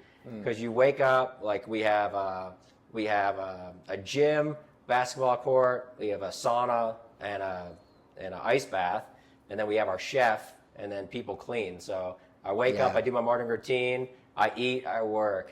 I eat again. I go back to work. You think people can do that in other cities at all? Like, do you think it's as accessible in other cities around the world, or is it just the best here? Yeah, you could do it in Asia for sure. Asia's very cheap. It's actually cheaper than here for sure. Medellin's actually getting expensive. Yeah, it is. Like in 22, 23, it was pretty cheap. Especially the dollar was like, I think it was like 5-to-1 ratio. Yeah. Pesos the dollar. And then now I think it's at like 4 now. So so the conversion's not as good. Plus prices have just gone up. Yeah. So you can definitely get it cheaper, but like if you do the whole package, right? So the package is like you need low cost of living, you need good weather, good networking, and you need super pretty girls. Yes. And you need fun, like entertaining atmosphere. Right. In Asia, it's like some cities aren't like super fun. The weather sucks. Time zone fucking sucks. Time zone's brutal. Brutal. It's big. Yeah, unless you're like some like hedge fund investor where you only need to make a decision like once a month or something, and you can like research, or you're a copywriter, or like programmers have a really good, because they can just kind of, it's like they're task based. They don't need to like work 9 to 5. But if you're in sales, like you cannot go to Asia. Well, you can, but you're just not enjoy it at all. Yeah. I remember I was in Thailand and I was working like night shifts, like, and it fucked up like my sleep for like 3 months. Yeah. You can't like go out and surf. You can't like do any of the daytime stuff. And it's hot over there too. It's super hot. Yeah. Here the weather is perfect. It's perfect. What should men know about dating here, or what tips would you give them for having a successful dating life? Successful dating life, I would say probably build up a good social circle of like high quality guy friends that can do like cool stuff. So don't like hang around with brokies. Like hang around people that are like, hey, if you want to go to Brazil, you want to go to Europe, or you want to like go to like get a boat in Guadalupe or something, like no one's going to be like flacking about the cost of anything. So it's like surround yourself with like guys like that, and who also like want to go out and do the same thing you're doing. And then just build like events around that. So you can, like, your event could be just like a boat day in Guadalupe, or just like somewhere cool in the city, or you're like going to see someone at a show. Like if you like reggaeton music, or you like salsa dancing, or whatever your thing is, like find an event that you can go to and like funnel a lot of people in there. Gotcha. And then I would say for like new people that come here, it's just like be very, just be very wary of like the girls that are like if they're overly into you and they're very attractive, like it's a red flag. Yeah, just like, why are you? It's just too much. There's there's huge red flags. There's like if they're calling you a more a lot, like I'm more via text, it's like a day. You're like, too much. It's way too much. That they're probably an escort. Yeah. If they're like, if you ask for their IG and they say they don't have it, and they only want to bounce you to WhatsApp, like red flag. Red flag right away. Just immediately delete them. Like don't do that. And then just like verify the IG profile. Just like make sure they're not like talking weird if you're doing online dating. But if you meet them in person, you pretty much lower your risk profile like pretty big in that regard. Yeah, that's why I stay away from the dating apps, to be honest, man. I just rather meet people in person. What would you give? What's your best advice for a young player, a young bachelor that's just wanting to have fun right now? In Medellin? Yeah. I would say if you could afford it, get like a baller penthouse to yourself, or have like one friend in there.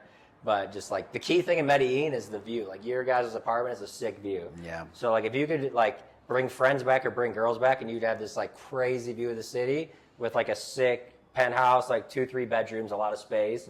Like that's like That's like that's basically their Instagram story. That's like 80% right there. Just having a sick place. Yeah. Like that's like 80% of the effort there. That's like our sleep. You know what I mean? You have even high quality sleep, like everything else is gonna work well. If you have like a pimp ass place, like everything else is gonna move the needle. Exactly, sick ass place. And then if your first couple of months here, I would just go to as many like networking events to meet other gringos here, so you can just get like network around common people, business wise. And then like when I first came here, like you got to get into WhatsApp groups. Like once you're in the WhatsApp groups, that's where like everything happens. And as Americans, like nobody uses WhatsApp. So when I was here, I was like, "What is the fuck is WhatsApp?" And then you go back home and you don't ever use it, and then you come back and use it all day. Exactly. Yeah. So it's like I would say go to these networking events and just get in as many WhatsApp groups as possible, and just be super engaged, and then you'll find your people within a month. Yeah. And you know what? I found this tweet, this tweet the other day, and I sent it over to Sam. But there's this Twitter account called Medellin Unmapped, and I found this, and the guy said, so there's this Dutch guy who's a DJ here in Medellin and is becoming relatively well known. The guy and his friends are always surrounded by Paisa girls, LOL. As far as I'm concerned, they're doing it right. Like, I wonder who that is. Like, they have access to some types of girls that would be unthinkable for a regular Joe foreigner. I saw that shit. I was like, that is Sam 100 fucking. That's Sam, Darryl, Grader, all of them. You know what I'm saying? So I sent that over to them. But I just thought that was hilarious. Like, you guys are obviously fucking doing it right, man. Yeah. So I had one final question for you, bro. If you had the chance to go back in time and talk to young Darryl from like 10 years ago, maybe even more, like, you know, because this is the first time I learned you were 37, so maybe like 17 years ago. What would you tell that young Darryl? I would say get into sales, learn how to talk to people, figure out how to run a business and generate money on your own. Because I was stuck in the W-2 mindset. For a while? Yeah, I didn't really realize I could make money on my own without someone else until I was like 29 or something, like maybe 27, 29, somewhere there. Yeah. But the first part of my 20s was like, I have to go to this job, I have to show up, I have to impress my boss. Yeah. But yeah, if I learned like I could put all this energy into like my own business and I can have all these new skills. Because like if you're a W-2 employee and you're only good at one thing and you get fired, like, and say that job becomes obsolete, like AI replaces it. Mm-hmm. Now you have no people skills, you have no sales skills, you have no marketing skills. But like when you build your own business, you develop so many things that if say your business fails, you could easily start a new business in whatever thing you think will take off, and you'll probably be semi-successful. Did you have any limiting beliefs when you were kind of starting off, you know, doing your own thing? Because like recently I left my job and now I'm full-time entrepreneur. And there's definitely like challenges with like self-doubt. Hey, is this gonna work out? Just curious on what your process was with that. Yeah, I kind of had the same thing too. I had like, I think I had like 20, 30K in savings at the time. And then when I got into sales and marketing, that cost money, which I didn't really realize. Like, oh, I gotta pay for these apps, these services. I need to do cold calling. So like, out of the gate, it was like 3 to 5K in expenses immediately. Yeah, so I was like, oh shit. So like 3 months into it, I was like at that point where I had like 1 or 2 months reserves, and then I was like screwed. Yeah. So there was no like limiting belief. It was like, I have to get this done. Yeah. So, wait. So you didn't have like a smooth transition? You just completely went into business like right away, or? Yeah, I wasn't. I had somewhat of a business built. I had 5 years of like 3 to 4 years of real estate experience before I like quit my job. But I just was doing flips at the time, and I had like a flip go south, so I like losing a bunch of money on that. Oh, shit. Okay. And then I was starting up a new thing, so everything kind of happened like right when I like quit the job. Mm-hmm. So I just had like all these unknown expenses that I didn't really plan for, so that kind of like threw everything into flux. It's a hustle, man. Like if you got the grit, man. Yeah. When did in your journey of being an entrepreneur, when did you like start realizing I was paying off? Like it was worth doing that and leaving the comfort of W-2? Probably maybe like a year, 1 to 2 years in. Mm-hmm. When because in real estate it's like real estate's never like a consistent flow of money. It's always like you have like some months you're making like 200-300K, and other months you're like losing 30K. Yeah. So that's kind of how it goes. And I remember, I think it was like it's either my first or second year summer. I had this like giants. I did my New Year's resolution. I crushed Q1, and then in Q2 in the spring just like was cleaning house. And then summer came, and I just had like a ton of money. Yeah. And I'm like, well, I kind of like don't have to do anything for a while. So I was just like screwing around. And I was like, yeah, that's kind of dope. That's a great place to be. Yeah, hell yeah. Shit, well, bro, this has been awesome, bro. I learned so much on this pod, bro. Like honestly, I think like this is gonna be like super valuable for a lot of dudes when we post some of the content here, man. It's awesome. Yeah, thank you, bro. Thank you for sliding through, bro. Yeah, thanks for having me. Appreciate it. My dude. Let's go. Appreciate it. Thanks, guys.